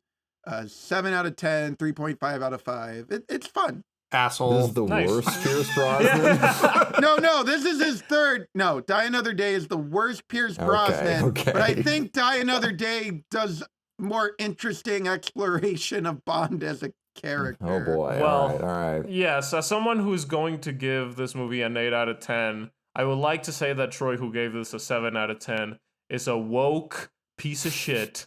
Fuck you. Thank you. Martin Campbell directed me to remind you of a turd. But audience, if you don't like Jan's reaction, we can change it. Just write in, give us a comment. I would. We'll replace him if you can want. also choose me saying, I think Troy's opinion is valid and I respect it. You choose which one. Go off, King. Yep. Go off. You live your truth. This is not the wind shakes the barley. We are not tragically set against each other. To figure out what our audience is, comment how you think the American Civil War started. Anyway. There is a correct answer. As it was states' rights to enjoy GoldenEye. Abraham Lincoln did not believe in a state's right to enjoy GoldenEye. He's like, you have to have an even-handed appreciation of what it does well and what it does not. Well, first, the hair, 10 out of 10, obviously, is like the best head of hair I've ever seen in my life. The man is a 10 out of 10. Perfect. Absolutely perfect. The movie, it's a little tough for me, like I've said before, to rate this because I have a lot of nostalgia for this movie. Like most people from my generation, this is the James Bond movie of our childhood. I've seen this movie more than any other James Bond movie by far. It got me into it. Pierce Brosnan is my James Bond. I watch this movie. It's a comfort movie, you know. I watch it when I'm sick. I watch it when I'm sad. I watch it when I'm happy. I watch it on my wedding day. That's actually true. It was playing on TV, and I was very tired. Whoa. Oh. Jan, is this when you were in the bathroom? Yeah. I was just watching GoldenEye on my phone as I was standing at the altar. And then, as we all know, she tragically died in France. But, you know. I still think this movie, is it a little bit overrated? Is it like one of the best action movies of all time? No, and yes, it may be a little bit overrated. Could it have done the villain and the romance better, yada yada? Yes, but do I think that it's still a baller fucking good time Of course I do. I think the action sequences are still great. I think even though the plot proper starts an hour into the movie, it's still oddly very well paced for me. It's endlessly rewatchable. I think Pierce is delightful as James Bond in the movie. I think also that it's wonderful to have this movie that just has this like fuck you got in mind vibe to it. You know, the whole movie is people telling James Bond that he sucks, and he's just like, no, I'm awesome. And the movie is like, yeah, and it just goes off with it. It's just such a nice, breezy watch. Martin Campbell brings such pizzazz to the direction. No more stupid basic coverage in these movies. It's got style. I love it. It's one of my favorite 90s action movies.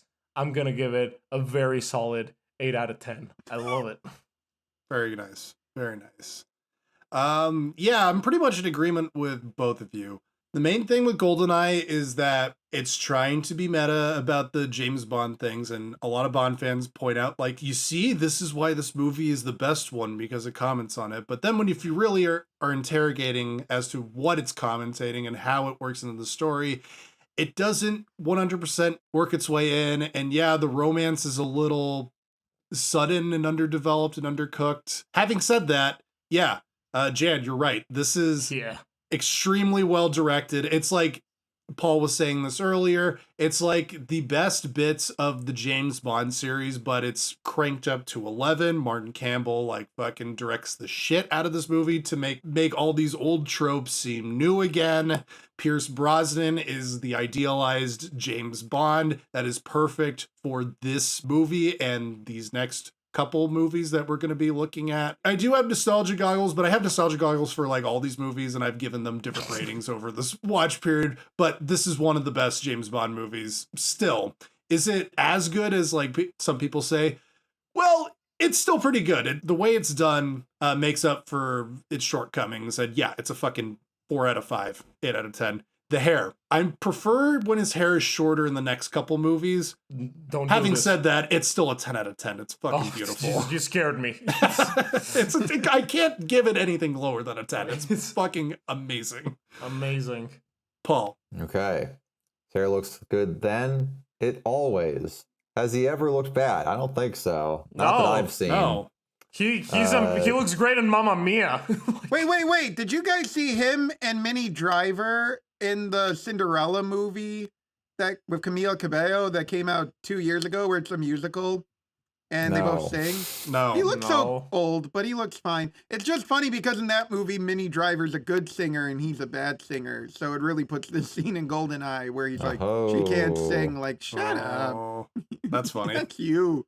That's you, Pierce. Anyway, continue. All right. Easy 10 out of 10 on all the look. And would we have it any other way? This movie, I certainly knew about this movie, but with most of these, I didn't really actually catch up with it until relatively later. Probably, I think it was only like the second time I've seen it. It's good to see all the folks. It's one of those ones where you watch and you immediately get it.